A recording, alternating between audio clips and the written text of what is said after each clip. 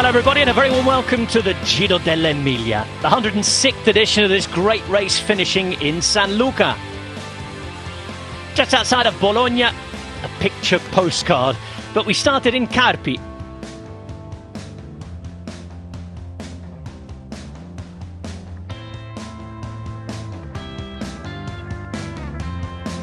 Italy showing itself off as we're on the road now to Lombardy.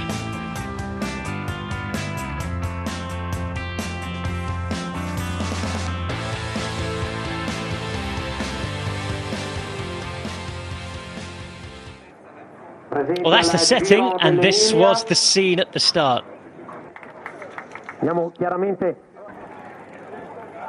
Young and old getting ready. Loads of races on. 2 professional races, amateur races as well. And some third division teams from Italy getting the opportunity to race against people. Well, let's face it, this is a Giro di Lombardia, a monument level start list. Some of the best racers in the world are here. This race organised by the Gruppo Sportivo Emillia.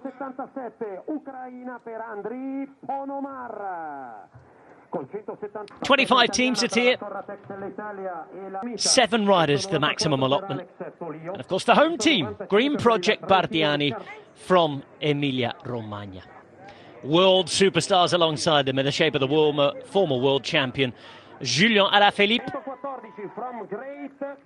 He's here with his Soudal Quick-Step team. How long will they exist for? That's been the talk of the week. Akea Samsic finishing their first year at World Tour level, and well, Bora Hansgrohe, the centre of rumours today. Will that be the next destination for Primož Roglič? We will find out. They bring a former winner in Alexander Vlasov.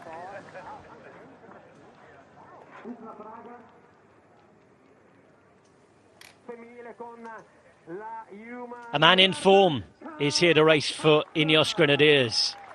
That's Pavel Sivakov, a former winner on the podium for EF Education Easy Post, and Esteban Chavez. Richard Carapaz should be their main man on the road today. The Italian champion is here for Astana, Kazakhstan. That's Simone Velasco. And for Ineos Grenadiers, as well as Pavel Sivakov, it's welcome back to racing for Carlos Rodriguez. He's here as well, alongside the likes of Tiemann Arendsman. For Q36.5, just the 6 of their allotted 7 riders. And Asher Dozel bringing an informed Ben O'Connor alongside Felix Gall, looking for new.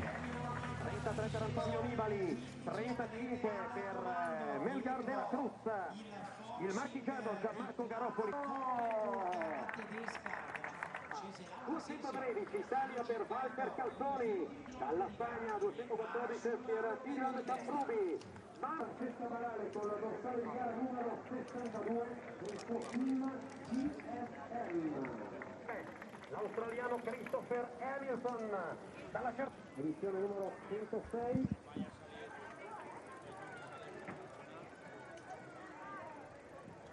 Dall'Australia Lucas Hamilton dalle 102 Italia Jacopo Mosca, 103 per Juanpe Lopez. Un grande applauso a Felix de Koning.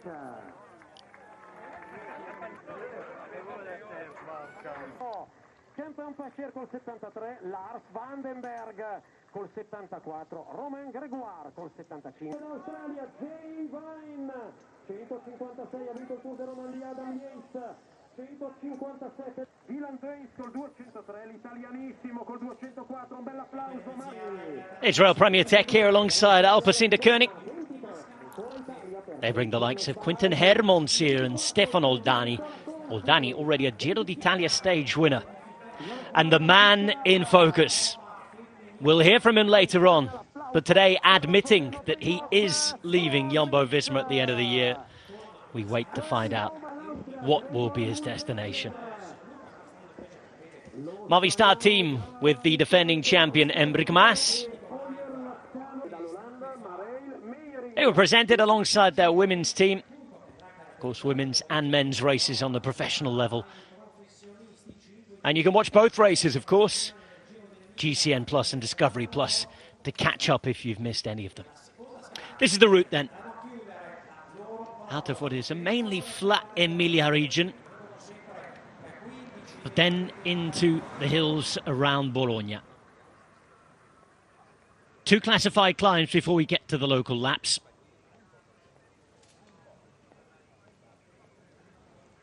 And it's 4 full laps in the end of San Luca.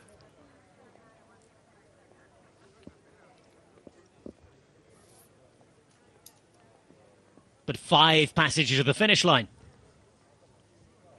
9.2 kilometers per lap, one of the most scenic and beautiful you are likely to find in world cycling. And a race at just over 204 kilometers. Pogacar here as well. No shortage of big names.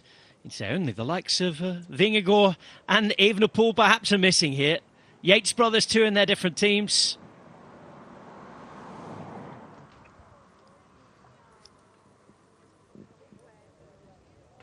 And this is how it looked at the start.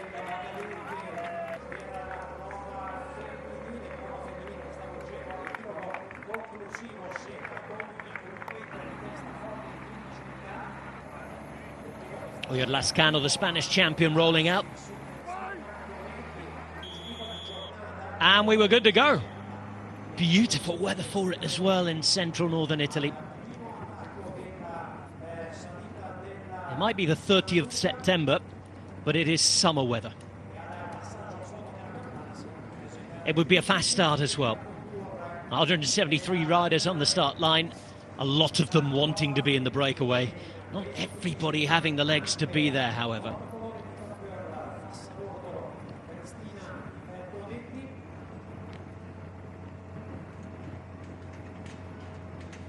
As many as 16 of the 18 world teams present.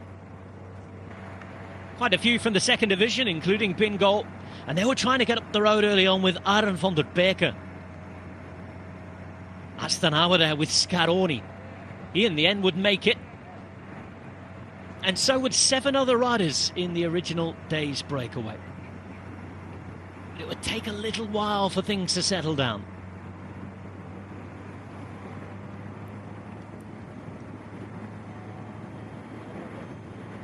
Abreja was trying for Q36.5, the Swiss team. And Jacopo Mosca, often a man to chase breakaways down, this time was at it himself. Lidl Trek wanting to animate the race. Their main leader on paper at least, Giulio Ciccone for this race. Hoping to become the first Italian winner for 5 long years. That's the destination today. San Luca, in all of its glory and splendour. This is where we are right now, climbing Monte Nonascoso. All the way up to 706 metres at our first look at what is left of the breakaway. To bring you quickly up to speed, I can tell you that 8 riders got there. Bogna, Scaroni, Mosca, Mattia Bais, De Tir and Ansaloni all made it and are all still there. However, Montefiore, it's Matteo Montefiore of the not particularly well-known Team Tecnipes in Emilia-Romagna. Not raced too much on our television screens this year, but they've done well getting 2 riders in the break. One of those has been dropped. And Q36.5 did get a man in the break. That was the Spaniard Marcel Camprobi. He, however, has now been dropped as well. So 6 riders remain, and look at that, a 40-second gap with just under 79 Ks to go.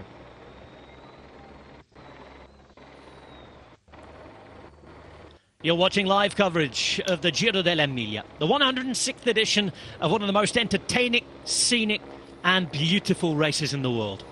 Takes place in Emilia-Romagna, just outside of Bologna. We'll finish on a climb that's seen Giro d'Italia action in recent years and has seen many top-name riders be victorious here. Enric Mas defending champions here. Roglic and Vlasov, winners of a few races themselves here previously as well. Chavez returns, Ulysses here, plus those pretenders, the likes of Tadej Pogacar, whose best finish here was a 2nd place. It's a superb start list, and I've got brilliant company in the commentary box today. I'm Rob Hatch, alongside me Matt Stevens. And Matt, Hey, Rob. well, the games have started early, haven't they? And UAE Emirates, with their hugely strong team here, not just Pogacar, but Ayuso, Vine, Adam Yates, Diego Ulissi, a former winner, are all desperate to try and make this as difficult as it can be. Yeah, they've got the capacity to do that as well, Rob. Great to be here. As you say, another glorious, glorious day. 27 degrees out in Bologna today, and you can see it's wonderful. This time of year, as we said the other day, super special. But just combing through this start list, it is 5-star quality, isn't it? It's absolutely superb. It has the feel of a monument. Not too long before we get to the final monument of the year, Lombardia, in just a few weeks. But yeah, UAE Team Emirates have brought an A team here at all. There is no slack in that squad at all. It is a team that are setting about this race already. The lead of our 6 leaders, with the other couple of riders that you mentioned before, has diminished somewhat. And I do think it might actually be closed up before we get to the top of this climb. This is a nasty climb, actually. It tops out with 77 k's to go. Well, actually, they might just still have 15 or 20 seconds when they go over the top. But this is that process that UAE Team Emirates are so good at, just making the race as hard as possible to try and set up Tadej Pogacar. But when you look at the options that they have, although you would imagine it is all about Tadej Pogacar, they've got options there with Juan Ayuso as well, Adam Yates too. But I do think it's about him. But they have a team of such ridiculous depth that it's going to be fun on this finishing circuit. 5 ascents of that brutal climb. 10% average, maxing out on that little series of hairpins just before the top at 18%.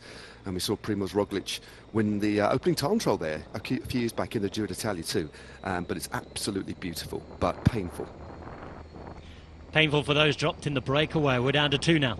This is the man from Italy and Astana, Kazakhstan. It's Cristian Sgaroni in a similarly coloured jersey behind for Eolo Cometa.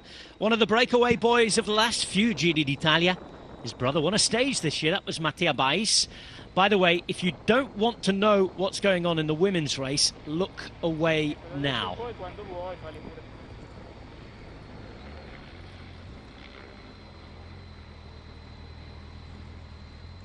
We will not spoil the result by saying the name either. A reminder, if you want to catch up on the race, make sure you go to GCN Plus and Discovery Plus, where you can watch it on demand. Grande festa in casa FDC Suez con la piazza d'onore di Marta Cavallo.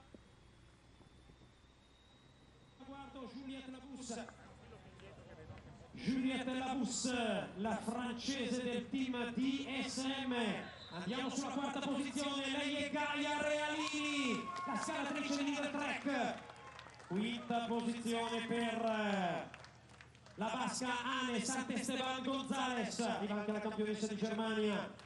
Liane Lippert, la tedesca di Movistar, ma è festa grande in casa FDC Suez, mentre taglia il traguardo Sofia Bertizzolo, seguita dalla francese Vita Music. Well, apologies if those images may have spoiled your viewing. I'm afraid that they have not come from us. They're coming from on site, from the feed that we're being sent from the organisers. Again, I will not mention the name of the rider we saw if you did manage to look away there. And a reminder that the Giro dell'Emilia, you can catch up on it on our other digital platforms. Here we go then, 1 kilometre to the top of this. It's the last climb before we get to the loops around San Luca, isn't it? We've got Scaroni trying to push on here. They had, 40 seconds or so. And behind Mattia Bais. Keep looking away, look to the right. I know. Nothing to see here. Nothing to see here. Well, there is something to see. We do not want to spoil your viewing. Again, please accept our apologies. That is not coming from us here at Eurosport, Discovery Plus and GCN Plus. Certainly spoiled our viewing, Matt. I was planning on having a look at that afterwards. I know. Well, we're still not going to comment. You just have to make your own mind up there. But if put one hand in front of your left eye, and you can look away there. But no, definitely watch that and catch up. It looks to be quite spectacular race, an explosive one. And this race is exploding as well. Scaroni and Bais both looking very good. And as you say, looking back over previous editions of the Giro, Bais as you say, a real protagonista, isn't he? He's always in the moves. And of course his brother took that magnificent stage win in this year's Giro d'Italia as well. So some interesting moves afoot for that team for next year. And Rob, this time of year, the transfer rumour mill is of course in full flow, but I've never quite experienced anything quite like this the last couple of weeks we've had in the sport.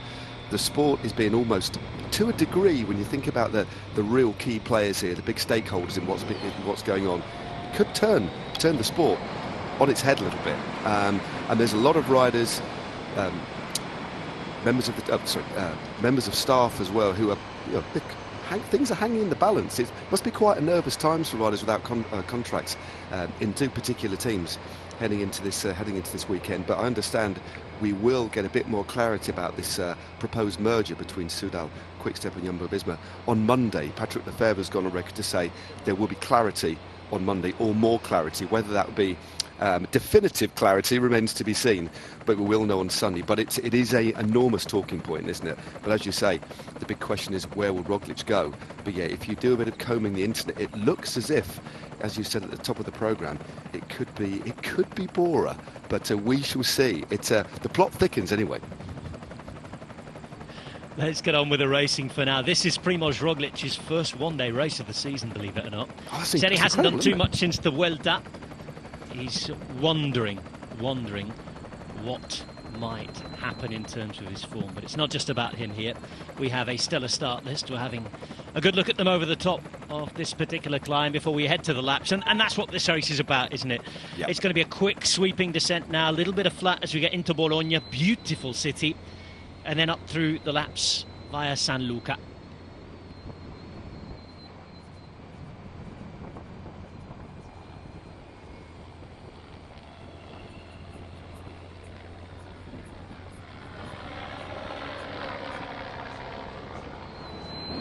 Descent starting on the right hand side of your picture, as you can see.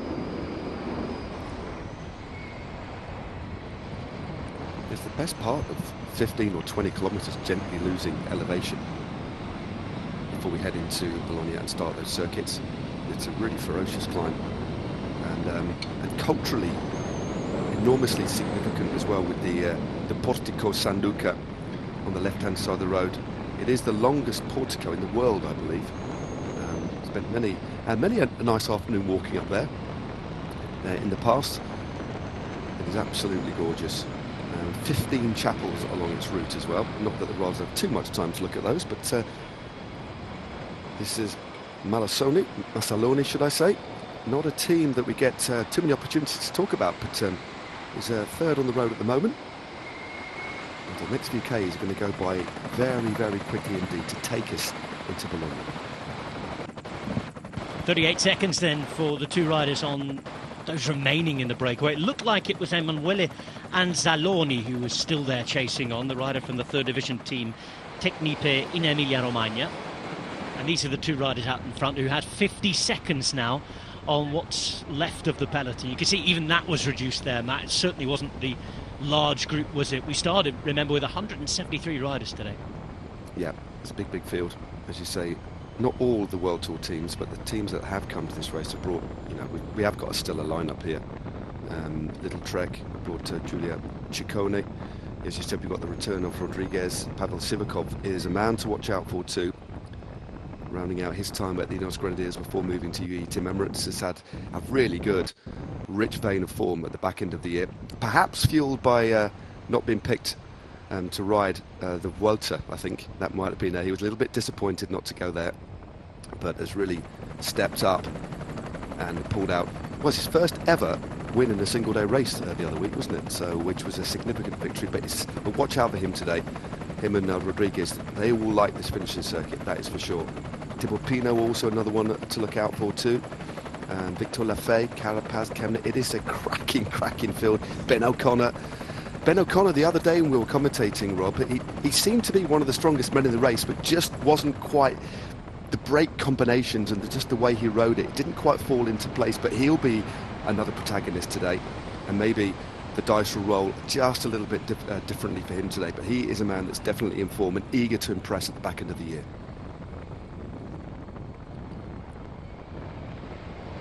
to getting the pick of the road surface here, which you can see has been pieced together, or maybe unpieced might be the better expression. Lots of harsh weather in this part of the world. Beautiful and warm in summer. Just up here up on high, 600-700 metres, plenty of snow and cold in what is often quite a dry winter. Again,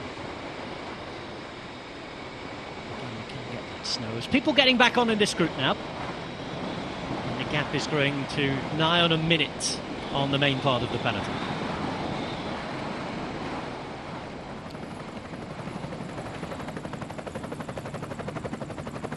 .71.5 kilometres to go. You're watching the Giro dell'Emilia. We're a week away now, Matt, from the last monument of the season. This time next week, Giro di Lombardia. One of my favourite days of the year. Always has been for me. Just the light, the weather, the setting, the scene. That's before you get to the riders. And, well, the riders, of course, make the entertainment. They're the stars that we love to watch. It's a beautiful place for them to act it out. Not a bad stage, is it, Northern Italy? And when we go a little bit further north in a week's time, we'll have had other races to build up as well. We've had a few riders starting to race in Italy. You and I were commentating the other day, weren't we, with the race that finished in Lissone. Coppa Agostoni, wasn't it? Giro delle Brianze. But today seems, Matt, to me, to be the day when all of the big hitters have come out after their little rest, whether it be after the Vuelta or other objectives. This now is the week where they really, really bring their season to a close. Well, it's perfect timing, isn't it? We've got obviously Gran Piemonte next week as well, but this race in particular, in relation to where it falls, the final big race before in Lombardia. A good distance, not quite monument distance, just over 204 k's long, but it's the final finishing circuits that don't exactly replicate the parkour of Lombardy, but it's similar. These short, steep climbs that pepper the course. Of course, in Lombardia, that's very unusual, quite unique format for a monument, the fact it starts and finishes in different places. And I think the true identity of the Lombardia is the fact it's constantly changing, almost like the colours of the leaves in the season with which it stands. You know, it is a beautiful, beautiful race. But no, this is an ideal preparation event, a good test of form, and I don't think Rods will be holding back. I think everybody here, the field we've got, there'll be no holding back, I don't think. Given the fact you've got a week before in Lombardia, this is a proper test to see how the form is before backing off, tapering a little bit, and then hitting a Lombardia next week. So I don't think we'll see any shocks in it in Lombardia. I think this would be a proper indicator of who's got the legs to actually try and win this one. I think anybody with an eye on winning Lombardy needs to test their legs on the climb today. They defy brutal ascents of San Luca. If you look down at the Palmares, actually, you go back to Esteban Chaves' win here. He went on to win in Lombardy, of course. Mas was up there last year after his fantastic win here, despite not winning. Roglic is a two-time winner here. And you've riders on the podium who've gone on to do exceptionally well in this particular race as well. One rider who was on the podium last year, who amazingly is still racing, he's back again today, Domenico Pozzovivo. Before it gets going, I'm not quite sure what form he's in, because we haven't seen him too much on our telly screens, have we, for quite a while since the Giro d'Italia. But I'll tell you what, Domenico Pozzovivo again back racing. There he is for Israel Premier Tech, and on the start list for that team today with the likes of Fuglsang, Turns and Woods. There's some really strong teams here, and quite a few teams are hunting in packs, aren't they, with 2 or 3 different leaders, Matt? Yeah, definitely. Just sticking with Israel Premier Tech, they have got a very, very good team. Nick Schultz is riding well. Dylan Teuns just coming to form nicely. Just missed out the other week down in Belgium, finishing second there. Stevie Williams as well has had a great end of the year too. He's been rewarded with a new contract, and as you said, Mike Woods. So again, this is the sort of climb. Once you get double-digit gradients on a finishing hill, this is where one man in particular, one name springs to mind, and that is the Canadian Mike Woods. A lovely chap, but a real fighter, and certainly will like this one. And they are a team with options. I don't think Fuglsang himself, although he's wearing number 201 as the leader, I don't necessarily think he'll be the leader for this race. I don't think his form's quite good enough, but definitely watch out for Teuns, Williams and Woods as the main leaders for that team, I think. Time to breathe in, guys. Not a good look, that. Lots of cars found themselves onto the route there. Thankfully they've been stopped. And I'm sure that the approaching peloton behind will be warned. You're looking at Scaroni here for Astana, Kazakhstan. I gather that Astana, Kazakhstan might be building up to some sort of announcement in the coming days and weeks as well. You can feel that one. You can certainly feel that one. Just the sort of riders that have been signed by that team, and the shape of the team is unfolding in a very particular direction, or in a very particular way. I think you all understand what we're talking about, don't you? As we see UAE, and well, they've spotted those cars now. You heard the big cry. Looks as though there was no big warning actually until they saw the gentleman with the flag there down in Pilastrino. It's not an ideal, obviously cars on the circuit like that isn't ideal. We do get it in some races, but it's even more difficult when it's at a junction, when it's at a right-hander, and when you take the apex, the bike just moves to the outside and then you have to flick-flack back in again. But thankfully it was penalted. Not ideal, but it does look as if everybody thankfully has got through there safely. And right now these two in front doing a good job, still holding that bunch. I don't think UAE Team Emirates are going to be overly concerned about these two in front. That's of no disrespect at all. It's almost as if UAE are riding their own race. This isn't about necessarily riding to catch the riders in front. It's setting a tempo that they know they can maintain and actually take it into the finishing circuits. As we look at Matteo Jorgensen, I wonder what he's thinking, moving over to a team that he doesn't quite know what it might actually look like. I was thinking about that this morning with Mikel Lander as well, who's signed to work for Renko Evenepoel next year at what he thought was Soudal Quick-Step. But look at this, it's all laughing, fun and games back in the peloton. Pogačar delighted to be back. I think a lot of riders delighted to the fact that they'll be on the beach in a week or two's time as well. It's always a question of motivation as well as ability at this time of the year, isn't it, Matt? Oh, definitely. And for certain riders as well, as we look at some of the stars, we've got 5 stars, unsurprisingly, for Pogačar and Roglic, 4 stars there for Adam Yates and the rest. Sivakov. He's again, very good field, An incredible lineup, isn't it? Yeah.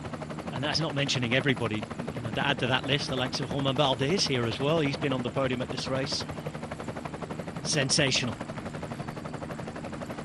Yeah, for a lot of riders, as you quite these races towards the end of the year, they are hard fought for, but there will be riders in completely different states of mind. There's a completely different feeling to riding at this time of the year as to at the start of the year.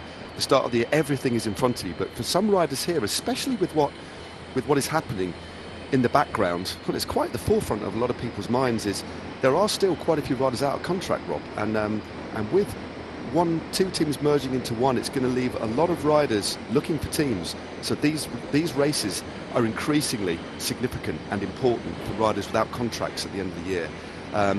And just a few moments ago, we did see Tadej Pogačar having a bit of a laugh and joke with Fausto Masnada, the Italian, for Soudal Quick-Step. And of course, it was 2 years ago that both of those rode into the finish in Bergamo to battle it out, and that was the first in Lombardia that was taken by this man.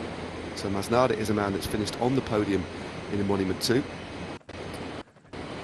But, an amazing 4 monuments already for Tadej Pogačar in his career. And it's incredible, isn't it? Looking to make it a hat-trick next Saturday. He's in decent form coming back to racing. This is his 3rd race back, by the way. Had a little bit of a break for almost 2 weeks, really, after his last 2 appearances. He rode the Tour of Tuscany, Giro della Toscana, which is a 1-day race.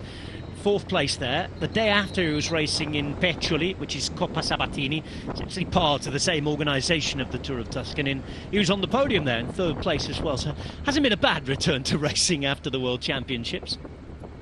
No, not at all. It's building up form nicely. And he's been in more of a team player role, working with the likes of Ulissi, and also, of course, his teammate that's been on great form of late, Mark Hirschi, as well. So they've been there. And of course, the other day, it was the Italian that took them, wasn't it? Davide Formolo took the Coppa Agostini. So UAE Team Emirates have had a cracking season so far.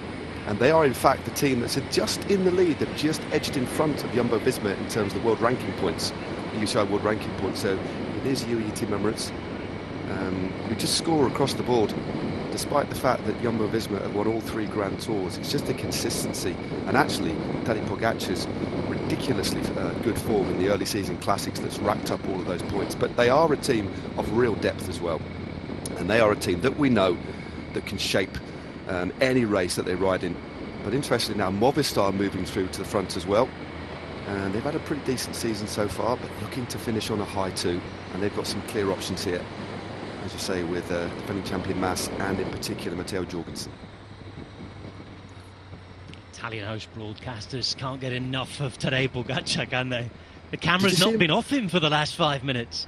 Did you see him at the start? There was a little bit of social media. I think it was either yesterday or this morning before the start of Tadej Pogacar riding a unicycle at the start. So classic Pogacar. I don't know whether that was the other day, but yeah, it was in his helmet, in his kit, but bazzing around the start area on a unicycle. So a man of many, many talents.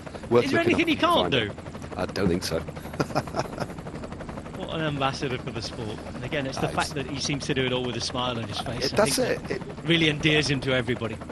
He's can you call him a smiling assassin? Baby-faced assassin? Because he's so strong. But as you say, it's just the way he goes about things. Off the bike, he is an absolute pleasure. And yeah, inspirational, really. Okay, let's take the temperature on this race because we're another 10 kilometres or so, very quickly closer to the finish line. Just above 60 k's to go now.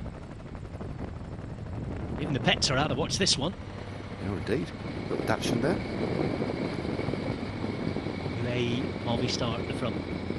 That's Gregor Mühlberger on the right side, white jersey. I can tell you he's a Movistar racer. In fact, no, it's another of the national champions. It's Oyer Lascano, actually the Spanish champion. Two riders wearing white jerseys today for Movistar. They are Mühlberger, the Austrian champion, and Lascano, who comes from the Basque Country. He's the state champion, as they'd say up there, so national champion of Spain for us. And still, these two riders doing well to hold off, and this man's so experienced at this Mattia Bais. This is his bread and butter, isn't it? Just trying to hold out, get the jersey on the telly, and one day hope for all the stars to align, and Mattia Bais is doing that. And he had experience of his brother doing that this year, winning that wonderful mountain stage, and the stars did align at Campo Imperatore for Davide Bais this year. And Sgaroni is in on the act with him today. But 50 seconds now, and this is in control.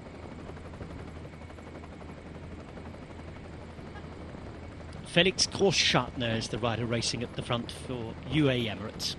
60 kilometres from the line at the Giro dell'Emilia. Building up to lots of themes of discussion this week. I know plenty of you will be fed up with the transfer, although I'm certainly in the camp that it's fascinating. I can tell you as well, Matt, there's that much going on. I'm on the verge of booking a working holiday for about a month this winter to try and get my head around everything. There is so much going on in terms of changes. But I appreciate it's not everybody's cup of tea. So another of the storylines this week comes elsewhere, and I think this will be quite a popular one, Matt. It's the last few races for a few different riders, including Thibaut Pinot, who's begun his final week of racing. And I know that it's going to be a very emotional day next Saturday in Bergamo. No, definitely. It's emotional enough seeing the reaction. I was obviously on site at the Tour, Thibaut Pinot's last mountain stage, and the reaction. They love him in front. They absolutely love him, and the thing is, they love him here as well. Some of his best results in single day races have been in Italy, in this part of Italy as well, including, of course, an addition of Lombardia. So it will be a massively emotional day for Thibaut Pinot, a man who often wears his heart on his sleeve, doesn't hold anything back, does he? As we well know. Now that we talked about the transfer speculation, let's hear from Primož Roglic at the start today, talking to Antoine Plouvin.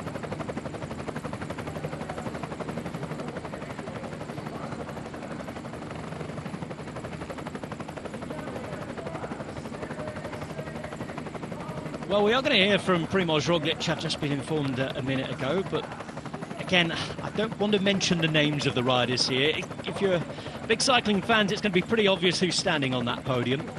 So try to look away if you can, if you'd like to catch up. Thankfully, that image has disappeared. Again, we're trying our best not to spoil your afternoon if you wanted to watch both races.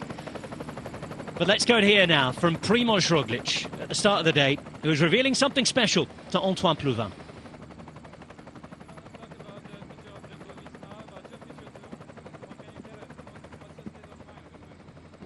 Yeah, nothing. I mean, I can just definitely confirm, yes, that I will leave the team, but we want to tell all the details to wear after the races that I do. So yes, first I'm here to race. So we focus here, and then we do next moves. Thank you very much. Thank you. Well, short to the point.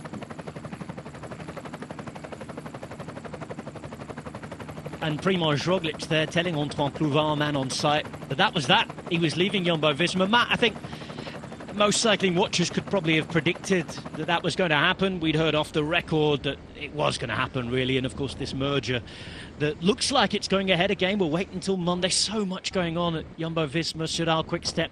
That's going to have a knock-on effect. But Roglic leaving, lots of rumours, but nothing confirmed. He said he'll tell us within the next week or so. And it's going to be one of the biggest transfers in recent years, isn't it? Because you're talking about a guy who, this year in stage racing alone, as well as the other fantastic years he's had in the last few years, apart from the Vuelta, he's undefeated in stage racing. He's won every stage race he's turned up for.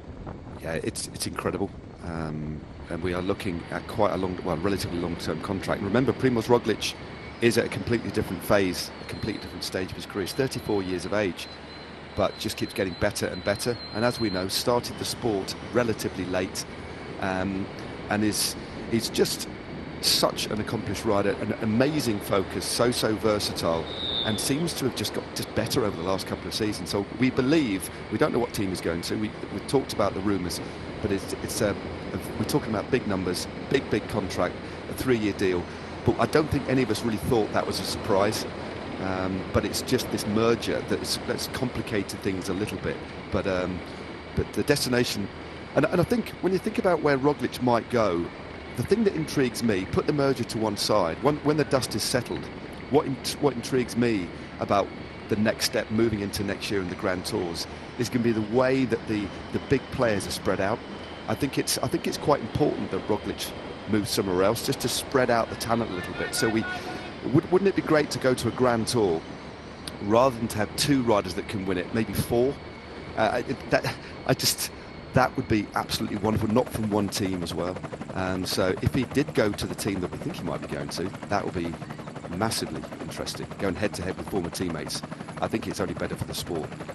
But no, it's quite tantalising, really. But when all is said and done in a couple of weeks' time, it looks like, from what he was saying there, Rob, that he might make the announcement after Lombardia about his actual destination.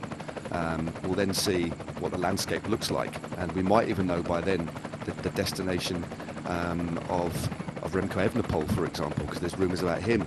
So it will be amazing. And then off the back of that, we'll get the announcement of the Tour route, the Giro route as well, and next year will start falling into place. So there is so much to talk about. It's almost like we do need to step away, step back in again, and look at this brand new landscape, because it's ebbing and flowing. It's coalescing like a newborn universe, isn't it? It really is. It's all these different gases and stuff forming these new planets and nebula. It's just and what will the landscape of professional cycling look like in 2024? We're getting a glimpse of it, but we still are not too sure. You heard it here first from Matt Stevens. Pro Cycling's Big Bang, September, October 2023. Now then, back on planet Earth and on the roads of Emilia-Romagna, we have 55 kilometres to go, 39 seconds, still Scaroni, still Mattia Bais.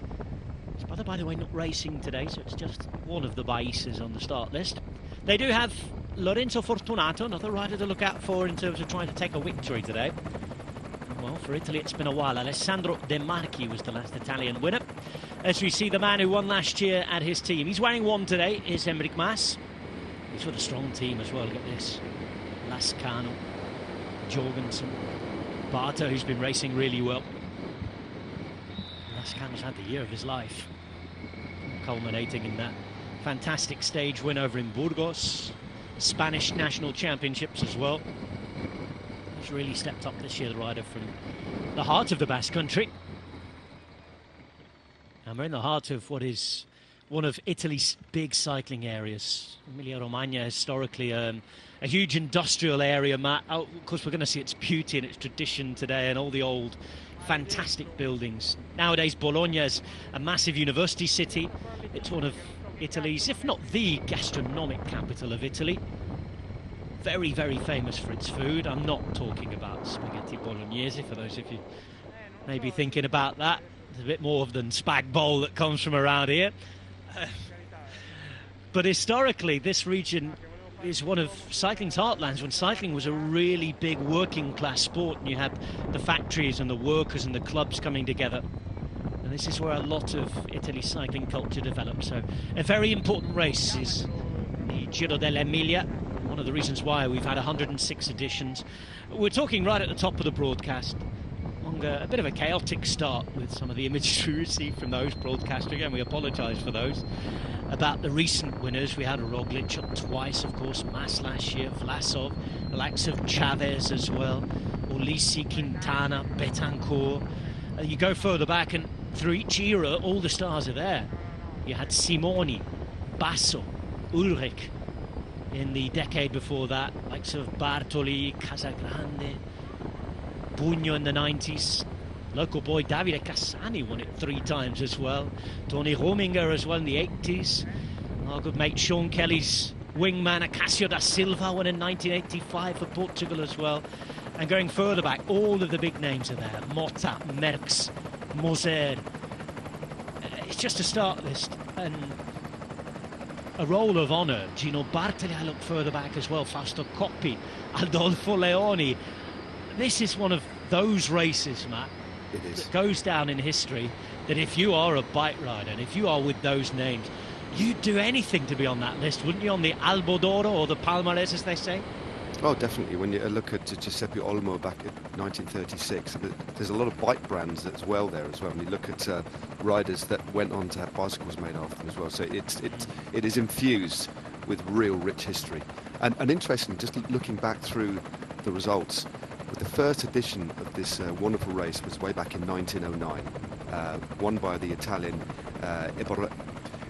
Eberardo Pavesi, and the first non-Italian winner, you have to go all the way to 1972, Eddie Merckx. So it was dominated by the Italians all the way for the best part of 68 years or something like that. So Eddie Merckx, the first non-Italian winner in 1972. But as you say, from then on in, it's just hitter after hitter that have won this one.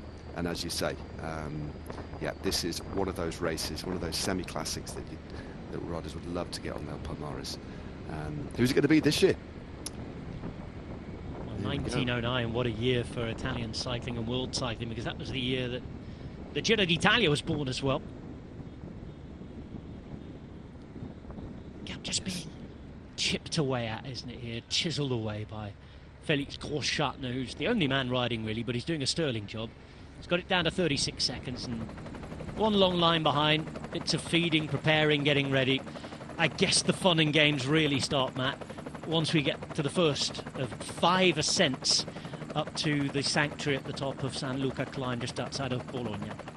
Yeah, I think they're clearly going to ride into it and take it up first time up and just wear this field down, whittle it down as quickly as they can.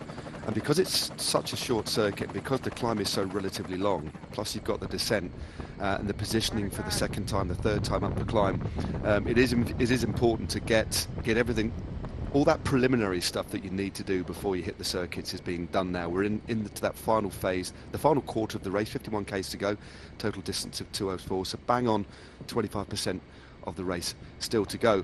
But because of the technical nature of the circuit, because of the amount of time you spend on the climb and the descent, there's not a lot of time to do anything else. So very important to get everything sorted before we hit the climb for the first time. And by the way the things are riding, so the peloton are riding, it is going to be UAE that just hit that climb first time up, maybe with Movistar in there to be a little bit disruptive as well. But the plan being just to make this race as hard as possible. But when you look at all the big leaders of all the big World Tour teams, That's the way that they like to ride, is just to make it as hard as possible and then go even harder the last couple of times. But so we shall see. It's a wonderful race. I am a big fan of hilly finishing circuits, I must admit, because it's got the feeling of a mini World Championships, and as you know, I'm a big fan of the world. So I do like a finishing circuit. Great for us, great for the crowds. Brilliant racing.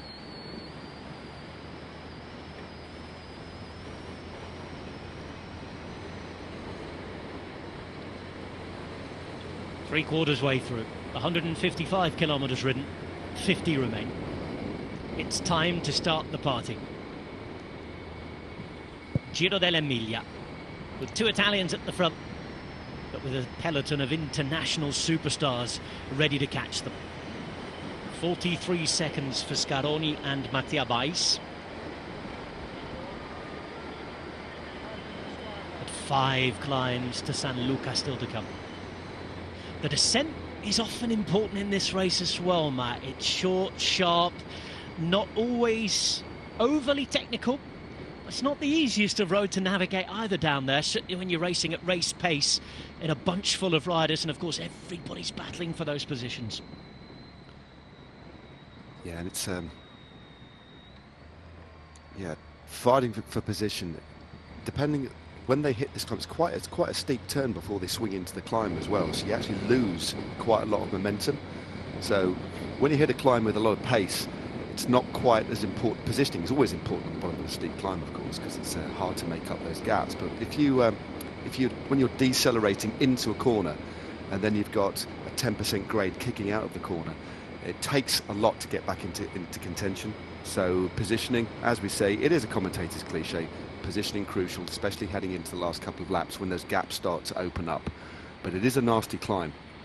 It really, really is. But these riders will know it well. As you said, we've got multiple winners in this field. Little Trek just moving up on the outside as well. One would imagine that they'll be looking after Giulio Ciccone. Mosca's already been in the move. I was going to say, what an absolute superstar he is. He's been in the breakaway today, and there he is, bossing it at the front, giving everything that's left in the tank, which can't be much now after being in the break, to make sure that Ciccone's in the right place. Yeah, definitely. I didn't expect to be calling his name again, actually, Jacopo Mosca, but as you say, if these riders, if they're still in the bunch, rather than just sitting in the wheels, these riders will go all the way just to see what they can do for the team. We often see riders do a big turn on the front, get dropped. If there's an easing, they'll get back on and move straight back through to the front. That's the sort of rider with those sorts of qualities, as never say die attitude, who will, as long as they've got something to offer, they will offer it. And it just makes sure that you can keep your resources intact for as long as you can. So it's a crucial role. It means that Lidl Trek didn't have to do any riding earlier on. Not that really with the teams here you'd think they needed to, but the fact that he's still protecting his team leader, moving up to the front of the bunch, which is now, at this stage in the race, they make it look so easy, don't they? But I can tell you, these riders here, they're going to be riding at about 350 watts, something like that, just for anybody who knows that sort of number. And they've already been riding for the best part of 3.5 hours, and he's been in a breakaway. So there's a lot of energy being used just sitting at the front here, but they do make it look very, very easy. But I can tell you it isn't. We got a great illustration in the last 2 or 3 minutes in that passage of play of parkour knowledge. I mean, everybody, you know, it's the industry standard, I guess, now back in the car. They've got the Velo Viewer on, apps like that, haven't they? And, you know, everybody's told, OK, right turn coming up here. And you could just see the changing shape of the peloton approaching that moment, Matt. And that's why we saw Mosca there. That's why DSM moved up to keep Valdez safe. We suddenly started to see the green jerseys of Bora Hansgrohe, which we haven't really seen so far during the day. And UAE Emirates, instead of sort of having one guy there, then you had the Movistar team, they moved all of their white jerseys up to the front just because we had that 90-degree right turn. These races increasingly are won on the details, and that might seem insignificant, but it's one little less bit of energy you've got to use from coming to the back to the front if you're out of position. Exactly, and these roads are pretty small. But as you say, Robbie, you're quite right. There's so much open source information available to the riders here. The team managers will be passing exactly the same information on. And how do you get, when you're all sharing the same information, what do you do to make sure you're one step ahead. You just constantly keep anticipating, and the more teams that start to anticipate, even relatively early into the final phase of racing, this extra anticipating and making sure you're in the right place before you really need to be in the right place, all that does is create this added momentum, and that's why races are getting quick, or one of the reasons races are getting quicker and quicker and quicker, because teams are looking at the finer details. How do we make sure that we conserve as much resource as we can? Well, you do that by making sure you're in the right position, not having to move up when you don't need to. But everybody's doing the same sort of thing. So you've got all the same information, and it's how you disseminate that information and how you use that information is key. And that's why it's increasingly important to have DSs, managers, road captains that can think a little bit differently as well. Otherwise, everybody's going to be in exactly the same position. So it is fascinating. We've got all of this data, and you think, well, that's going to make it. But the key is right, how do you unlock that data? How do you unlock that knowledge, that information that everybody has? It really is fascinating, and that's why I think it's one of the main reasons we're seeing racing getting faster and faster and faster. Fascinating is the word, I think, as well. How it's developed, how everybody catches up when somebody moves forward. Each team realises they have to do the same to be just at the level. And then everybody's always looking for the next thing. Well, here we've got 46 kilometres to go. One of the big prizes on the Italian autumn calendar is up for grabs. Many of the biggest racers in the world are here and present.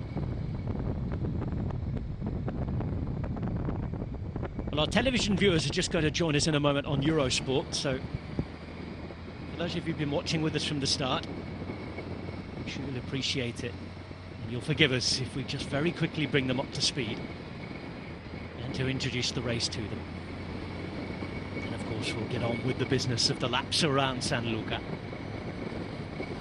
What promises to be an excellent hour of entertainment or so. This is just the aperitivo. Next Saturday we've got the big thing from start to finish. Giro di Lombardia. I'm sure you'll be able to join us on Eurosport, Discovery Plus and GCN Plus, wherever you're watching. A reminder to check your territory restrictions and your schedules.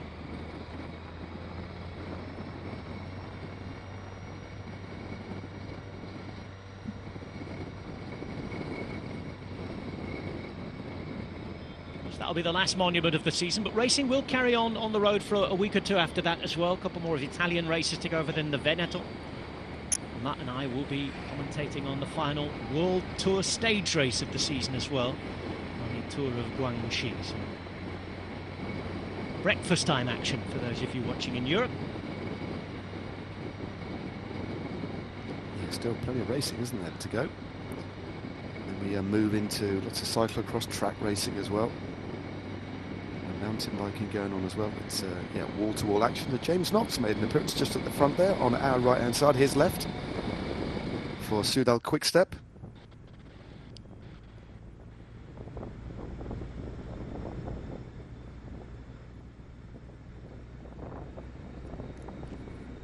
These two ploughing on brilliantly.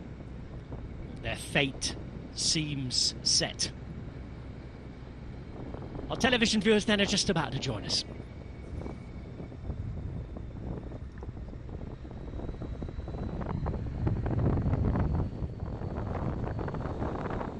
It's the Giro dell'Emilia, the 106th edition of one of the big races building up to the Tour of Lombardy. The Giro di Lombardia is exactly a week away, and all of the big stars have come out of their late summer hibernation. If they've been at the Vuelta and had a rest, they are back. If they've not done much since the Worlds, they're here. And this is the week they build up form and fitness to try and take the final monument of the season. On the right-hand side, a peloton that contains the likes of Mas, Roglic on a big day for him when he's announced he is leaving Jumbo-Visma at the end of the season. Julien Alaphilippe, the man who's won the last two Tours of Lombardy. Thibaut Pinot into the final week of his racing career, and loads of other big names ready to try and win. There were 8 riders in a breakaway today in what is a 205-kilometre long race. 2 big climbs have been taken on already, but we're about to head on to the local laps. We're approaching Bologna, and we're going to be climbing 5 times to the beautiful, stunning sanctuary at the top of San Luca. They're all ready to go. It's been full gas. Matt Stevens is alongside me, Rob Hatch. And from 8 in the break, we're down to 2. Bais and Scaroni, however, Matt, well, their time's almost up, isn't it? Yep, just the way that the bunch is moving now. Look at the paces. Flat at the front, but that belies the fact they're moving at the best part of 50 k's an hour. Still Grosshartner in the centre there for UAE. We'll be approaching, the first ascent of the climb, we go through the finish line for the first time. We ascend this climb on 5 occasions, remember. It's 36.8 k's to go. The climb is 2.1 k's, so a quick little bit of maths means we're only about 4 or 5 k's away from the foot of the climb. And these riders will be caught very shortly. It's been a good ride here by the 2 out in front. They've done well to keep the bunch at bay for so long, but I do think the rate that they're losing time now, they will be caught maybe just at the bottom of the climb for the first time. 20 seconds is all they have, and it's this big wide boulevard that's favouring those teams behind Matt who move up and want that position when they turn onto the climb for the first time.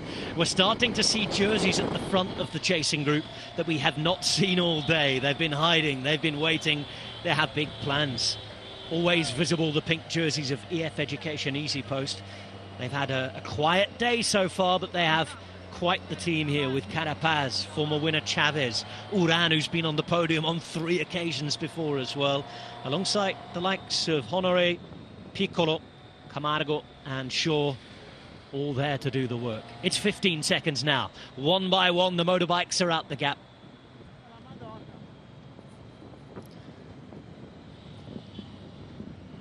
A little glance around there. Despite the fact they know they're going to be caught, they will just keep plugging away for as long as they can.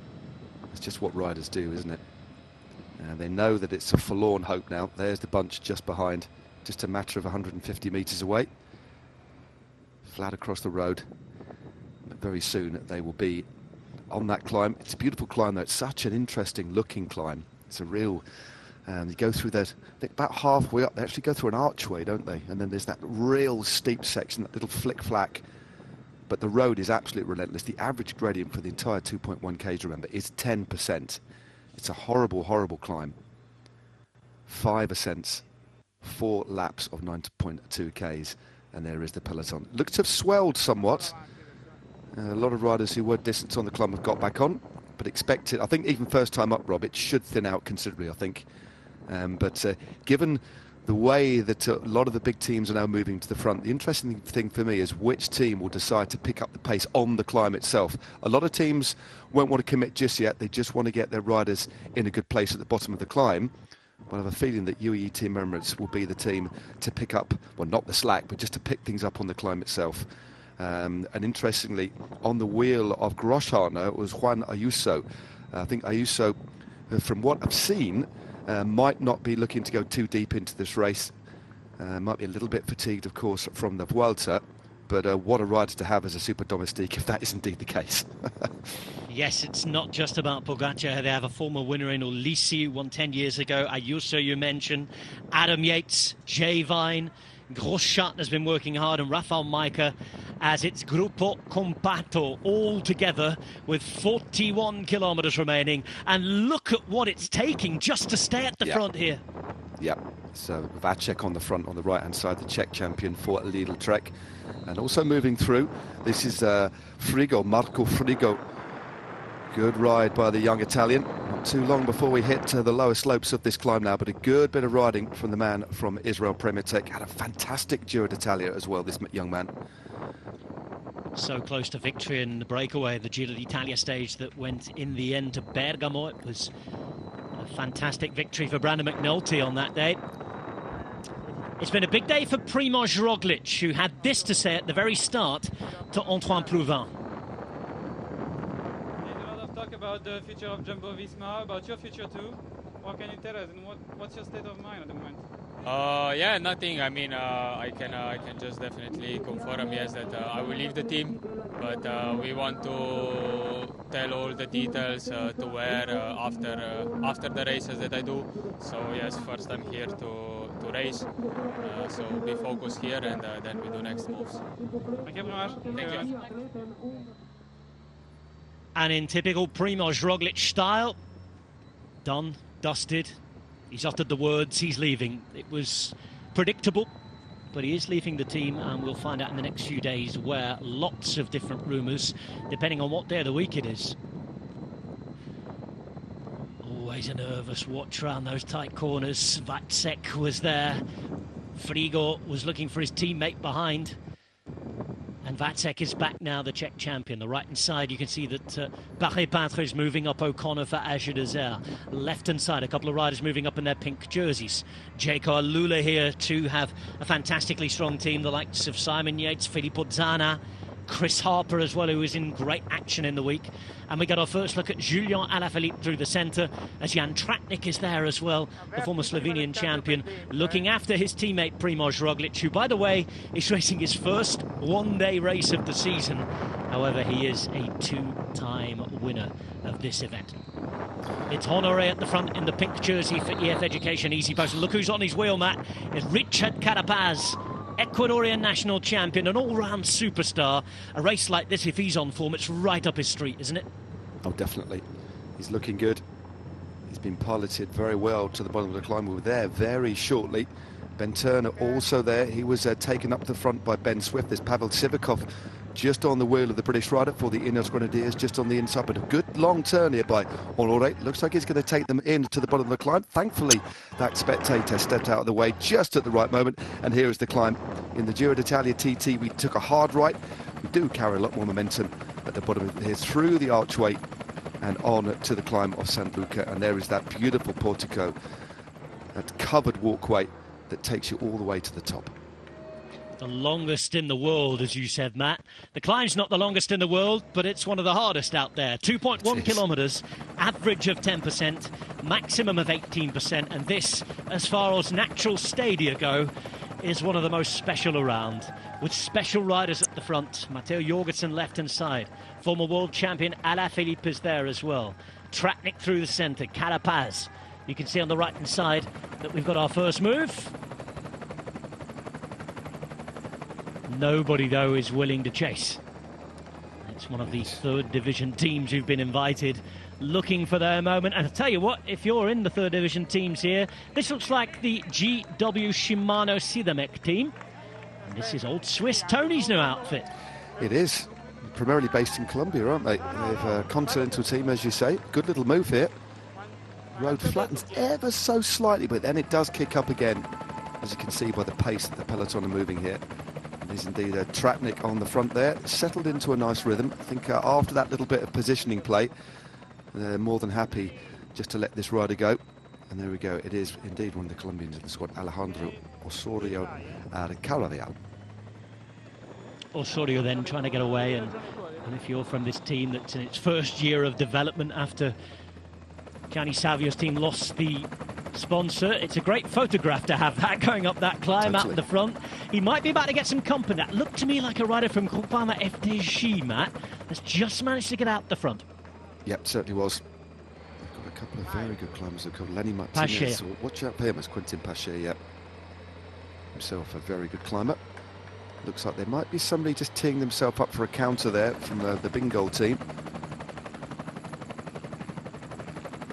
Time to get out and have a look. They come to what will be the final kilometre when they get there. Yeah, the hardest part of the climb still to come. The steepest gradients maxing out at 18%. You just go through this little chicane, that little left and right. We're just coming to it now. And this is where it really does start to kick up. Moving up left and right, and it's now Soudal Quickstep who get their rider to the front. Osorio is now to be joined by Paschal. Great crowds here, the Tifosi loving it. Osorio struggling though. Yeah, you First can see the way effort really taking it out of him. Oh yeah, he was just tacking across the road. He just did basically taking a longer line just to shave a couple of percentage points off the gradient, weaving left and right. And there you go, there's that little chicane that I was talking about. That is the steepest section of this climb. And then it just keeps on going as well. We had that slightly flatter section about 500-600 metres ago, but now it is solid 10%, and it only flattens out a couple of 100 metres to go. And it looks like it's the unmistakable figure of Rafa Majka on the front there. How reliable, how solid is Micah, sat in the centre there. But Pacher looking good. Sounds like a football chant, doesn't it? But it's Tadej Pogacar's black and white army who are there. Indeed. And of course, an Emiliano Romagnolo, one of the most repeated and regarded names in Italian cycling history. Marco Pantani is never forgotten by his faithful fans. Pacher stays out there. Osorio has been caught. The arch is on the left for the first half of the climb. You go under that bridge, as Matt was saying, then it's on the right. And you start to see a true semblance of how sharp the climb is from looking down the hill there. Beautiful view of Bologna in the background. As Pacher briefly turns out of sight. Now then, another rider off the front. Looks like it could be somebody from Jaco Alula. Yep, big launch off the front. There's still UAE team members leading the peloton, slowly thinning out as the road continues to rise. Looks like it's Harper again. Yep, up the road the other day, wasn't he? Clearly a man on form. There's that very narrow pinch point there that you've got to be aware of. But Harper bridging pretty smoothly and efficiently. Rock solid.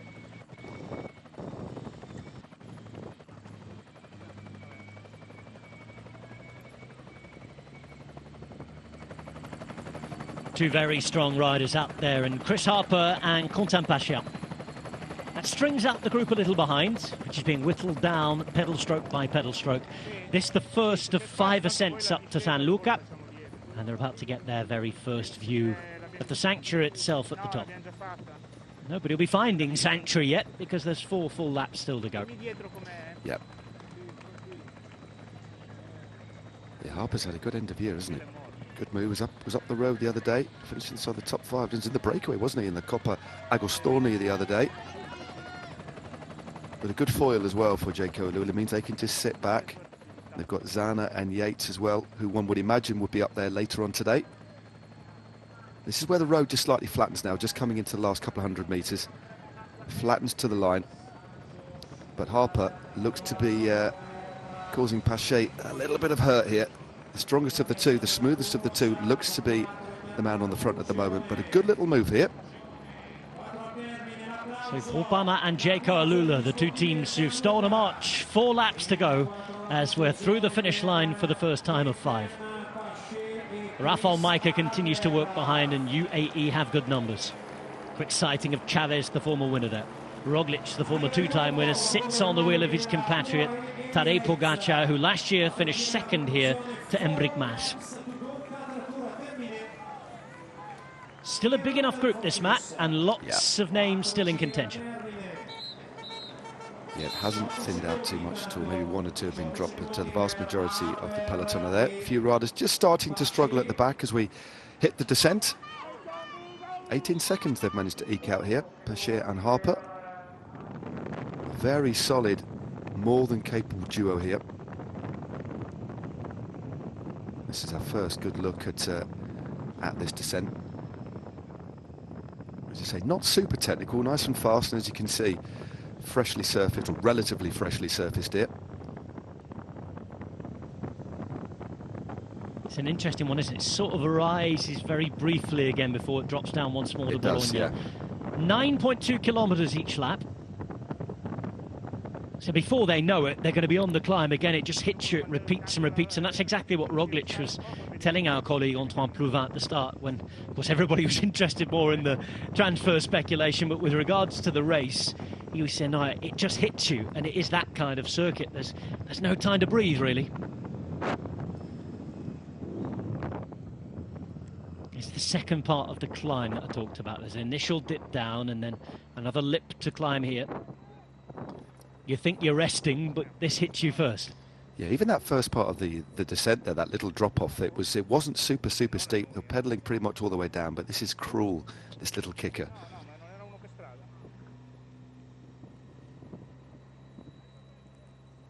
We're on our first full lap around one of the most famous circuits in professional cycling. It's the Giro dell'Emilia in central northern Italy. Just around the town of Bologna, city I should say, Italy's gastronomic capital, one of the big university cities in the world. In fact, home to the oldest university in the world in Bologna itself. Not too much learning to be done here though, many know the circuit. We'll be graduating at the top of the podium later on. We will find out in less than an hour now. This is 24 seconds of a gap from Harper alongside Pache to a UAE-led peloton. Yeah, this and is it's growing, Matt Stevens. Yeah, it is. 26 seconds now, as you can see. Harper definitely looks to be the smoothest here. Just on top of that, go a little bit more. Just look at the way that Pache's got a slightly more of a ragged style anyway. But to me, the strongest of this duo is the man on the front at the moment. Pache struggling to hold the wheel of Harper. But Harper is a man on form. And this drag continues up, doesn't it? Before they then drop back down again. And as you said, it won't be too long before we're back on to the climb for the second time. So not a lot of time for any sort of recuperation at all as Pache continues to suffer on the wheel of the man from Melbourne. There's no flat on this circuit at all. You're up, you're down, and quite viciously so many times. Warren Barguil, who was in good form the other day, wants to move up. Last year races for him in the red jersey of Arkea Samsic. Jan Tratnik makes sure he's in the right place as well for Jumbo-Visma. After a little break, he's happy to be back in action. 26 seconds for the two leaders. And you can just tell we're about to dive down again, because you get those riders who are just trying to sneak up and gain a position or two for that descent, Matt. Yeah, definitely. You can see it's relatively narrow, and as soon as you start picking up a pace on this descent, you'll end up a long way back, or you're in danger of ending up a long way back. So riders just moving up around the outside, timing that move, very important as well. And as you say, all of these riders, or most of these riders, will know this circuit very well. They know exactly the right point to move up. That's a real tight hairpin, quite an acute bend, that one. A lot of pace being shaved off, almost a step down on the apex of that corner. And Rafa Majka still on the front here. I tell you what, looking at the last couple of years and how important Rafa Majka is to UAE Team Emirates, he is just amazing, Rob. The amount, the work rate that he puts in, his consistency is absolutely incredible. And you were commentating, you had a big epic commentary on Montreal, didn't you, in Quebec?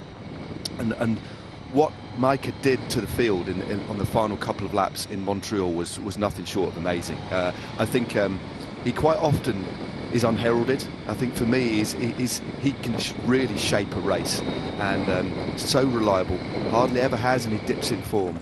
And arguably at the peak of his powers in the way that he climbs, they can just use him for a couple of laps here. He can go very, very deep into the race and split things up, as we look at some of the winners over the last few years. The last 6 winners briefly flashing up on your screen there. And these are the two who are in front. For the first time, they've lost a second or two. Chris Harper. We were talking about extensively just a couple of days ago when you and I were both on commentary at Coppa Agostini, just a little further north from here in Lombardy. Had a few wins in his career, but nothing at this level. He has, however, put in an assist or two, if you like, to use a bit of football parlance. A great race alongside George Bennett, didn't he? Back in Barolo a few years ago. He's helped other victories as well since he moved over from Jumbo-Visma to Jayco Alula this year. It's with Pache there, who has had a solid enough rise so far through different teams. He was with BMB for a while, wasn't he? Groupama rider now, and a veteran of a few Tours de France. Talking about Tours de France, Rafa Majka, I mean, it's easy to forget what he did when he was racing for his own opportunities. Oh yeah, totally. Yeah, twice. Rolls Royce of a bike rider. Yeah. You just know that people will sort of start to wince as soon as he gets on the front on a climb and starts to wind it up, and the shape of the peloton changes, the gaps start to open, but he just keeps leaning on it. He's got that relentless rhythm. He uses a slightly higher, sort of lower cadence as well, quite high torque, Rafa Majka's style, but devastatingly effective. and he's really has honed that. A massively important component part of the engine room of UE Team Emirates, and boy, they've got a strong team, but for me he's one of the standout lieutenants. He really is. But as you say, immensely decorated over the years. Won his home tour in the past as well, way back in 2014. Done a long career now, 34. As you say, it just gets better and better. 30 kilometers to go. 26 seconds is the gap. They've dived down the hill. Problem now is they have to climb it again. Yeah, they're straight onto the climb. Next time up, across the finish line, 27.6 k's to go, so they pretty much bang on to the climb again. And if you get caught at the back here, you get that horrible concertina effect, and if they decide to gas it this time up, it's very difficult to move up. But the way that UE Team Emirates are riding here, I have a funny feeling they're going to want to set a good tempo pretty much every single time up the climb. And there we go, through the archway and back up again. So just this tiny little bit of flat before we hit these ferocious slopes. Look at this, what a natural stadium. It's beautiful, isn't it? Look, bang, look at that gradient there, boff. It's almost like you have to lift the front wheel up before you actually get onto the climb. It's a proper little wall, isn't it? Even the camera was scared there, that's why it froze. Bunny hop onto the climb. It's going to be UAE Emirates who lead us onto it again. 5 of their riders at the front. The back of the line, the Slovenian champion, Tadej Pogačar. And 2 Slovenians on his wheel, Primož Roglič and Jan Tratnik. Through the arch they go, up the hill to start, and look at how it hits them. Yep. Just in case you weren't sure, there are the vital statistics. Salita climb, San Luca, 2.1 kilometers in length, 10% average, 18% maximum, and it's Chris Harper, the Australian, who looks to be putting Quentin Pacher in a little bit of trouble, Matt. He just looked to be stronger. So the way he got across the gap in the first instance and the way that Pacher was struggling even on the wheel, just his body language, and we saw it there, seems to be losing the wheel. Yeah, and he's lost it. So, but the way Harper's been riding, I think at this point in the race, you can't wait. I mean, you know, that's it. Unless Pacher can actually get himself back into contention, Harper just needs to ride his own rhythm. He has a little look around. He's just got to keep going here. That's going to change things tactically as far as Groupama FDJ are concerned. We don't know as to how Thibaut Pinot is feeling. He's into the final week of his career now. It'll be emotional, as it often is with Pinot. There's legions of fans. And I'm sure will be strapping themselves in for every race they can catch with him in this week. He'll be on the roads of his greatest exploits next Saturday as he says goodbye. He's doing a good ride here, isn't he, Harper? He's actually opened up the gap again. Okay, Rafa Majka isn't going full gas here, but he's setting a decent tempo.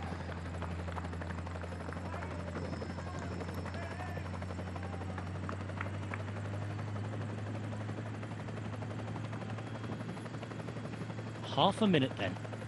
Jay Vine on the wheel of Rafał Majka. Further look back to Adam Yates, Diego Ulissi and Tadej Pogačar. And Harper continues to put time into them. 32 seconds now. Looks good on the bike, doesn't he? He's got quite an old school, classic style, rangy, sits back, very smooth. Almost as he goes past the Pantani graffiti on the road here, he's riding in the style of Pantani. Pantani, of course, famed for climbing on the drops. Most riders don't. They will climb on the hoods, especially on steep climbs like this. So I think that will endear this Australian to the Tifosi even more. This is where it kicks up. Love that. They will, won't they? 18% here. He's doing a cracking job. 34 seconds now. As we explained before, they know they're cycling in these parts. It's one of the world's great traditional cycling cities, is Bologna. All the way back to its industrial past and the whole region. And they'll also love the fact that the Italian champion's on the attack. Here's Simone Velasco. Good launch there by Velasco. He's a man who's in good form. It looks like it's Vere He's trying to get across the gap. Very had a good race the other day, the Italian from Arkea Samsic. Here's the move, just on the inside, just as the road really starts to kick up. Little glance across there from Micah. No response. Well, almost obliged to put on a show for these supporters, the man in the tricolore. That's exactly what he's trying to do, is Simone Velasco. By no means having favourites here at this race in Astana, Kazakhstan. So they're going for it. And it's Velasco again who now takes on Paschal. But behind, they're just not letting them go. It's Jay Vine who's taken over now. Well, that attack has done one thing and just weakened ever so slightly UAE Emirates, hasn't it, Matt?